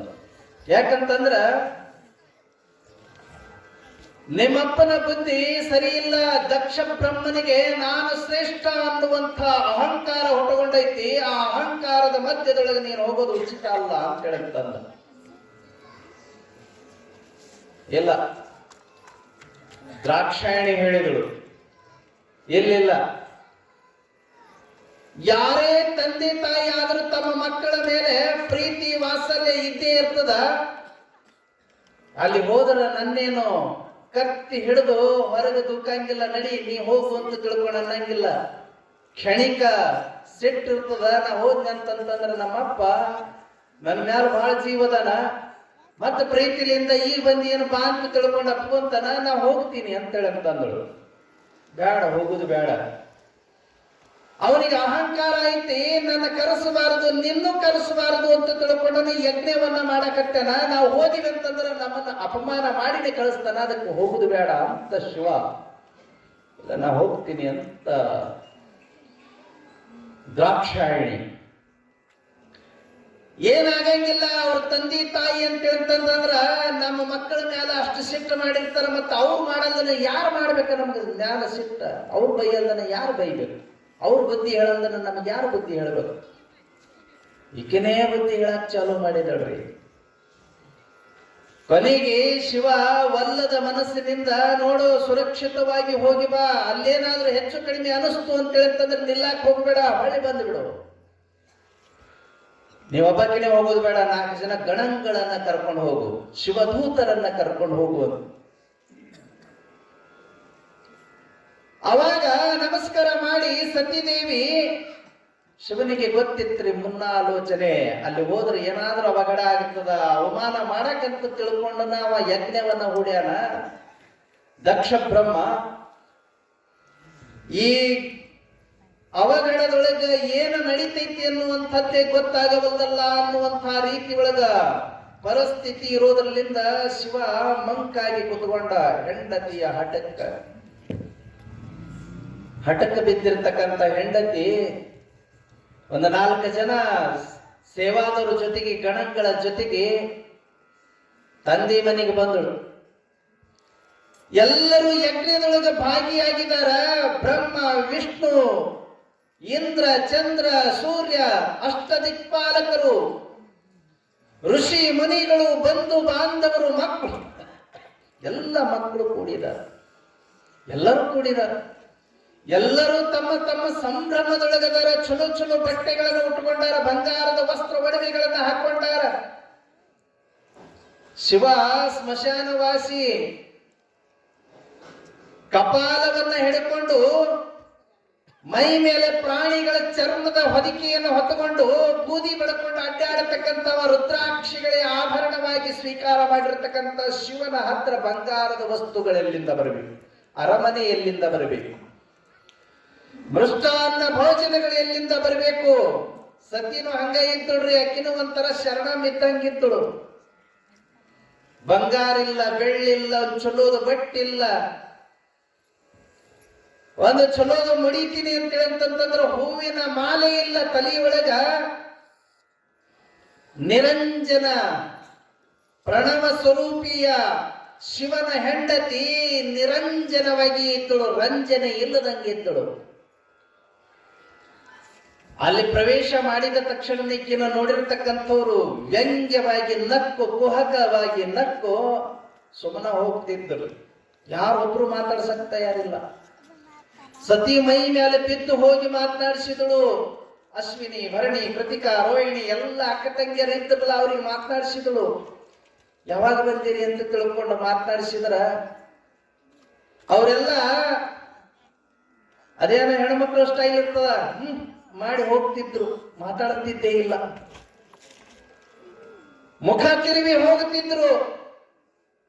ಬೇಗರು ಬಿಚ್ಚರು ಬಂದಿರ್ತಕ್ಕಂಥವ್ರು ಅವ್ರ ಹಟ್ಟಕ್ಕೆ ಹೋಗಿ ಈಕಿನೇ ಮೈ ಮೇಲೆ ಬಿದ್ದು ಮಾತನಾಡಿಸಿದ್ರು, ಅವರು ಮಾತನಾಡ್ಲಿಲ್ಲ, ಮುಖ ತಿರುಗಿಸಿದ್ರು. ಈಕಿ ಯಾಕೆ ಬಂದಾಳ ಅನ್ನೋ ಲೆಕ್ಕಕ್ಕ ತಂದಿ ಹತ್ರ ಹೋದಳು. ತಂದಿನೂ ಮಾತನಾಡಿಸಲಿಲ್ಲ, ಮುಖ ತಿರುಗದ. ಹೊಳ್ಳಿ ಆಕಿ ತಾಯಿ ಹತ್ರ ಬಂದಳು. ಪ್ರಸೂತಿ ಹತ್ರ, ದಕ್ಷ ಬ್ರಹ್ಮನ ಹೆಂಡತಿ ಪ್ರಸೂತಿ ಹತ್ರ ಬಂದಳು. ಅವ್ವ ಅಂತ ತಿಳ್ಕೊಳಂತಂದ್ರ ತಾಯಿನು ನೀ ಯಾಕೆ ಬರಕ್ ಹೋಗಿದ್ದಿಲ್ಲಿ ಅಂತಂದು. ಅವಾಗ ಅರಿವಾತು, ಶಿವ ಅಲ್ಲೇ ಹೇಳಿದ, ಹೋಗಬೇಡ, ಇದು ಹೋಗುವಂತ ಸಿಚುವೇಶನ್ ಅಲ್ಲ, ಸನ್ನಿವೇಶ ಅಲ್ಲ, ವಾತಾವರಣ ಸರಿ ಇಲ್ಲ. ಅವರೆಲ್ಲ ನಮ್ಮನ್ನ ಅವಮಾನ ಮಾಡ್ಬೇಕು ಅಂತ ತಿಳ್ಕೊಂಡು ಅಹಂಕಾರದಿಂದ ಈ ಯಜ್ಞವನ್ನ ಮಾಡಾಕತ್ತಾರ, ಹೋಗ್ಬೇಡ ಅಂತೇಳಿ ತಂದಿದ್ದ. ನಾನಾ ಹಟ್ಟಕ್ಕೆ ಬಿದ್ದು ಬಂದಿನಿ, ನನ್ನ ಗಂಡನಿಗೆ ಅವಮಾನ ಮಾಡ್ದಂಗ ಆತಲ್ಲ ಅಂತ ತಿಳ್ಕೊಂಡು ಅನಿಸ್ತು. ಇನ್ನೊಂದು ಸಲ ಹೋಗಿ ತಂದಿನ ಮಾತನಾಡಿಸೋಣ ಅಂತ ತಿಳ್ಕೊಂಡು ಹೊಳ್ಳಿ ಬಂದು ದಕ್ಷ ಬ್ರಹ್ಮನ ಹತ್ರ ನಿಂತುಕೊಂಡು ಹೇಳಿದಳು, ಅಪ್ಪ ಆರಾಮದಿಯನ, ನಾನು ಬಂದಿದ್ದೀನಿ, ನಿನ್ನ ಮಗಳು ಪ್ರೀತಿಯ ಮಗಳು ಅಂತೇಳಿ ಅಂತಂದ್ರೆ ನೀ ಯಾಕೆ ಬಂದಿ? ಆ ಸುಡುಗಾಡ ಸಿದ್ಧನ ಹೆಂಡತಿ ಅಂತಂದ. ಅನ್ಬೇಡ ಅಂತಂತಂದಳಕ್ಕಿ, ನೀ ಯಜ್ಞ ಮಾಡಕತ್ತೀಯಲ್ಲ, ಇದು ಒಳ್ಳೇದಲ್ಲ. ಶಿವನನ್ನ ಬಿಟ್ಟು ಯಾವ ಯಜ್ಞಗಳು ನಡೆಯಂಗಿಲ್ಲ. ಶಿವನನ್ನ ಕರೆಸಿನೇ ಯಜ್ಞ ಮಾಡಬೇಕಾಗಿತ್ತು, ಗೌರವ ಆದರಗಳಿಂದ ನಡ್ಕೋಬೇಕಾಗಿತ್ತು. ಆ ಬೂದಿ ಬೆಳಕನಿಗೆ ಏನು ಗೌರವ ಕೊಡೋದು? ನಾನು ಮನಿ ಮಟ್ಟ ಬಂದ್ರ ಎದ್ದು ನಿಂತ್ಕೊಂಡು ನನ್ನ ಸನ್ಮಾನ ಮಾಡಲಿಲ್ಲ. ನನ್ನ ಮಕ್ಕಳದ ನೋಡು, ಇವರೆಲ್ಲ ನಿಜವಾದ ಮಕ್ಕಳು. ಇವ್ರ ಮನೆಗೆ ಹೋದಾಗ ಗಂಡ ಹೆಂಡತಿ ನನ್ನನ್ನ ಕರೆಸಿ ಉಚಿತ ಸಿಂಹಾಸನದ ಮೇಲೆ ಕುಂಡ್ರಿಸಿ ನನ್ನ ಪಾದ ಪೂಜೆಯನ್ನ ಮಾಡಿ ನನಗೆ ಎಂಥ ಮರ್ಯಾದೆ ಕೊಟ್ಟರು. ನಿನ್ನ ಮನೆಯೊಳಗ ಮಾತಾಡಿಸ್ಲಿಲ್ಲ, ಅವ ಎದ್ದು ಹೇಳಲಿಲ್ಲ. ನನಗಿಂತಲೂ ದೊಡ್ಡ ವೇಮವ ಬೂದಿ ಬೆಳಕ ಅವನ ಮನೆಯೊಳಗೆ ಏನೈತಿ, ಬಂದಿಯಲ್ಲ, ಒಂದು ನಾರು ಮಡಿಯನ್ನ ಉಟ್ಟುಕೊಂಡು, ಒಂದು ಬಂಗಾರ ಇಲ್ಲ, ಒಂದು ಬೆಳ್ಳಿ ಇಲ್ಲ, ಒಂದು ಚಲೋ ಸೀರೆ ಇಲ್ಲ. ಆಗಿನ ಕಾಲದೊಳಗೆ ಇತ್ತೇನ್ರಿ ಇದು ಹಣೆ ಬರ, ಚಲೋ ಸೀರೆ ಬಂಗಾರ ಬೆಳ್ಳಿ. ಈಗಿನ ಕಾಲದೊಳಗೆ ಇನ್ನೆಷ್ಟು ಇರ್ಲಿಕ್ಕಿಲ್ಲ. ಅದಕ್ಕೆ ನೀವೆಲ್ಲ ಲಗ್ನದೊಳಗ ಮೇರಿ ಮಿಂಚೋದು. ಆಗಿನ ಕಾಲದೊಳಗೆ ಇತ್ತು ಅಂತ ಕಾಣಿಸ್ತದ. ಅದಕ್ಕ ಅಂದವ, ನೀ ಬೂದಿ ಬೆಳಕನ ಹೆಂಡತಿ, ನೀ ಹೆಂಗದಿ ನೋಡು, ಅವಮಾನ ಅವಮಾನ, ನೀ ಬಂದಿದ್ದೆ ಅವಮಾನ, ನಿನ್ ಯಾರು ಬಾ ಅಂತೇಳಿ ಅಂತಂದಿದ್ರು ಅಂತೇಳಂತಂದ. ಸೋಮನ ಹೋಗಿ ನಡಿ ಅಂತ ತಿಳ್ಕೊಂಡಂತಂದ, ಮರ್ಯಾದೆ ಉಳಿಸ್ಕೋ ನಡಿ ಅಂತೇಳಂತಂದ. ಇಲ್ಲ, ಇದು ತಪ್ಪಾಗುತ್ತದ, ಶಿವನನ್ನ ಎದುರು ಹಾಕೋಬೇಡ, ಶಿವ ಶಿವ ಸರ್ವಶ್ರೇಷ್ಠ ಸರ್ವೋತ್ತಮ. ಶಿವನನ್ನ ಎದುರು ಹಾಕೊಂಡವ್ರು ಯಾರು ಉಳಿದಿಲ್ಲ, ಅದರ ಸಲುವಾಗಿ ಎದುರು ಹಾಕೋಬೇಡ. ಸರ್ವೋತ್ತಮನಾಗಿರ್ತಕ್ಕಂಥ ಶಿವನ ಪೂಜೆಯನ್ನ ವಿಷ್ಣುವೇ ಮಾಡಿದಾನ. ತನ್ನ ನೇತ್ರ ಕಮಲಗಳನ್ನ ಅರ್ಪಣ ಮಾಡಿ ಪೂಜೆ ಮಾಡದ, ಬ್ರಹ್ಮ ಪೂಜೆ ಮಾಡದ, ದೇವಾನ ದೇವತೆಗಳೆಲ್ಲರೂ ಪೂಜೆ ಮಾಡ್ತಾರ, ಸಪ್ತ ಋಷಿಗಳು ಪೂಜೆ ಮಾಡ್ತಾರ, ಯಕ್ಷ ಗಂಧರ್ವ ಕಿನ್ನರ ಕಿಂಪುರುಷರು ಸುರಗಣಗಳೆಲ್ಲರೂ ಆ ಶಿವನ ಪೂಜೆಯನ್ನ ಮಾಡುವಾಗ ನೀನು ಶಿವನನ್ನ ಎದುರು ಹಾಕೋಬೇಡ ತಂದೆ ಅಂತ ತಿಳ್ಕೊಂಡು ಹೇಳಿದ್ರು. ಅವಂದೇನು ಹಚ್ಚಿದ್ ನಡಿ ಅಂತ ಹೇಳಂತಂದ. ಬೂದಿ ಬೆಳಕ, ಒಂದು ಇರಾಕ ಮನಿ ಇಲ್ಲ, ಕೊಳ್ಳಾಗ ರುದ್ರಾಕ್ಷಿ ಸರ ಹಾಕೊಂಡು, ಅದ ಹಾವೊಂದು ಹಾಕೊಂಡು, ಚರ್ಮದ ಹುಡುಗಿಯನ್ನು ಉಟ್ಕೊಂಡು, ಜಡಿಯನ್ನ ಬಿಚ್ಚದನೆ, ಆ ಜಡಿ ಎಂದ ಕಟ್ಟ್ಯಾನೋ ಗೊತ್ತಿಲ್ಲ, ಬಿಚ್ಚದನೆ ಸ್ಮಶಾನದ ಬೂದಿಯನ್ನ ಮೈಯೆಲ್ಲ ಬಡ್ಕೊಂಡು ಸ್ಮಶಾನದೊಳಗೆ ಭಿಕ್ಷಾ ಪಾತ್ರೆ ಹಿಡ್ಕೊಂಡು ಅಡ್ಡಾಡುವ ಆ ಭಿಕ್ಷುಕನಿಗೆ ಅದೆಂಥ ಗೌರವ ಕೊಡಬೇಕು ಅಂತಂದ. ಇದನ್ನ ಕೇಳಿ ಉರಿ ಉರಿ ಉರಿದಳು ಸತಿದೇವಿ. ಈ ಅವಮಾನವನ್ನ ಸಹಿಸಕ್ಕಾಗಂಗಿಲ್ಲ ಅಂತೇಳಂತಂದ ಅಂದಳು. ಅವಾಗ ದಕ್ಷ ಬ್ರಹ್ಮ ಹೇಳಿದ ಮಗಳಿಗೆ, ಸತಿದೇವಿಗೆ, ಸೋಮನ ಹೊರಟೋಗು, ಇಲ್ಲ ಅಂತಂತಂದ್ರೆ ನಿನ್ನ ಕತ್ತಿಗೆ ಕೈ ಹಾಕಿ ನಾನೇ ಹೊರಗೆ ದೂಡ್ಬೇಕಾಗೈತಿ ಅಂತ ತಿಳ್ಕೊಂಡು ಅಂದ ತಕ್ಷಣನೇ ವಿಪರೀತ ಅವಮಾನದಿಂದ ತಾಳ್ಲಿಕ್ಕಾಗದೇನೆ ದಡ ದಡ ದಡ ದಡ ಬಂದವಳೆ. ಆ ಯಜ್ಞ ಮಂಟಪದೊಳಗಿರ್ತಕ್ಕಂಥ ದೊಡ್ಡದಾಗಿರ್ತಕ್ಕಂಥ ಯಜ್ಞ ಕುಂಡದೊಳಗ ಜಿಗಿದು ಸುಟ್ಟುಕೊಂಡು ಪ್ರಾಣ ತ್ಯಾಗವನ್ನ ಮಾಡಿದ್ರು. ಜೈ ಮಂಗಲಂ, ಜೈ ನಮಃ. ಆ ಮಂಟಪದೊಳಗಿರ್ತಕ್ಕಂಥ ದೇವತೆಗಳು, ಋಷಿಗಳು, ಋತ್ವಿಜರು ಎಲ್ಲರೂ ಕಕ್ಕಾಬಿಕ್ಕಿಯಾದರು. ಸತಿ ಬಿದ್ದು ಪ್ರಾಣತ್ಯಾಗ ಮಾಡಿದ ತಕ್ಷಣ, ಸುಟ್ಟುಕೊಂಡ ತಕ್ಷಣ ಹೊರಗೆ ತೆಗೆಯೋದು ಹೆಂಗ? ಈ ಮಂಚ ಎಷ್ಟಿದೆಯೋ ಇಷ್ಟು ದೊಡ್ಡದು ಯಜ್ಞಕುಂಡ. ದಗ ದಗನೆ ಉರಿತಾ ಐತಿ ಬೆಂಕಿ. ಉರಿಯುವ ಕೆನ್ನಾಲಿಗೆ ಒಳಗೆ ಹೋದ ಬಳಿಕ ಅಕ್ಕಿನ ಹೊರಗೆ ತರೋದೇ ಹೆಂಗ? ಸಾಧ್ಯ ಆಗಲಿಲ್ಲ. ಅದಕ್ಕೆ ನೀರುಗ್ಗಕ್ಕೂ ಆಗಲಿಲ್ಲ. ಎಲ್ಲರೂ ಹಾರಿ ಎದ್ದು ನಿಂತುಕೊಂಡ್ರು. ಎಂಥ ಸ್ಥಿತಿಯನ್ನು ನಮ್ಮಲ್ಲಿಂದ ನೋಡಕ್ಕಾಗ್ತಾ ಇಲ್ಲ ಅಂತ ತಿಳ್ಕೊಂಡು ಬಾಯಿ ಮೇಲೆ ಬೆರಳಿಟ್ಟು ನೋಡುವಂತ ಸಂದರ್ಭದೊಳಗ ಸತಿ ಉರಿದು ಆ ಬೆಂಕಿ ಒಳಗ ಶವವಾಗಿ ಬಿದ್ದಳು. ಮುಂದೇನಾಗ್ತದಂತ ನಾಳೆ ದಿವಸ ನೋಡೋಣ. ಜೈ ಮಂಗಲಂ, ಜೈ ನಮಃ. ಪಾರ್ವತಿ ಶಿವ ಹರ ಹರ ಮಹಾದೇವ. ಸರಿ, ಜಯಘೋಷ ಮಾಡಿ. ವೀರಭದ್ರೇಶ್ವರ ಮಹಾರಾಜ್ ಕಿ, ಭದ್ರಕಾಳಿ ಮಾತಾ ಕಿ, ಸತಿದೇವಿ ಮಾತಾ ಕಿ.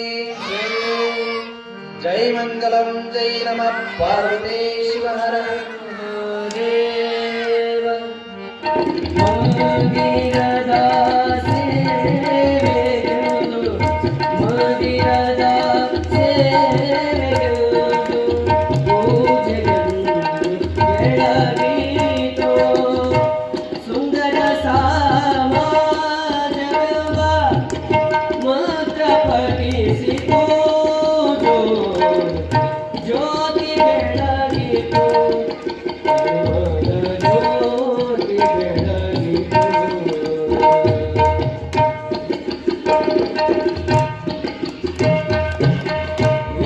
ವೀರಶೈವ ತತ್ವಬೋಧೆ ಭಕ್ತರೋಡು ಬೆಳಗಿತು. ಸಾರವೇದ ಶಾಸ್ತ್ರ ಸುಗಮ, ಸಾರವೇದ ಶಾಸ್ತ್ರ ಸುಗಮ ದಾರಿ ತೋರಿತು. ಜ್ಯೋತಿ ಬೆಳಗಿತು, ಜ್ಯೋತಿ ಬೆಳಗಿತು.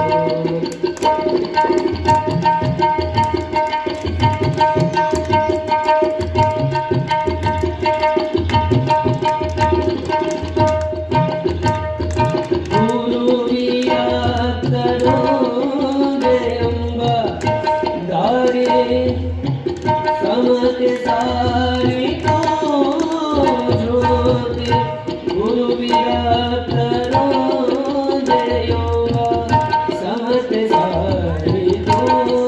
ಜ್ಯೋತಿ ಗುರುಕುಮಾರ ನಾಮದ, ಗುರುಕುಮಾರ ನಾಮದ ಜಗವ ಬೆಳಗಿತು. ಜ್ಯೋತಿ ಬೆಳಗಿತು,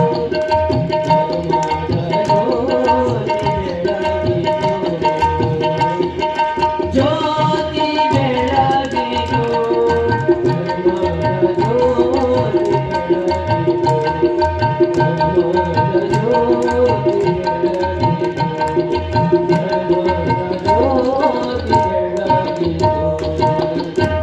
ಯಶೋ ನಾಮ ರೂಪಾದ್ಯಂ ಯಾ ದೇವಿ ಸರ್ವಮಂಗಳಃ ತಯೋ ಸಂಸ್ಮರಣಾರ್ಥಂ ಸಾಂಸರ್ಗೋ ಜಯಮಂಗಲಂ. ಜಯಮಂಗಲಂ, ಜಯ ನಮಃ. ಪಾರ್ವತಿ ಪತಿ ಶಿವ ಹರ ಹರ ಮಹಾದೇವ. वीरभद्रेश्वर महाराज की, रामलिंगेश्वर महाराज की।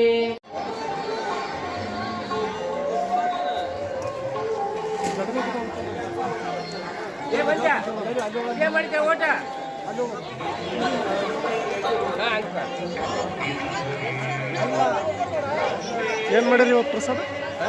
ಏನ್ ಮಾಡಿರಿ ಪ್ರಸಾದ?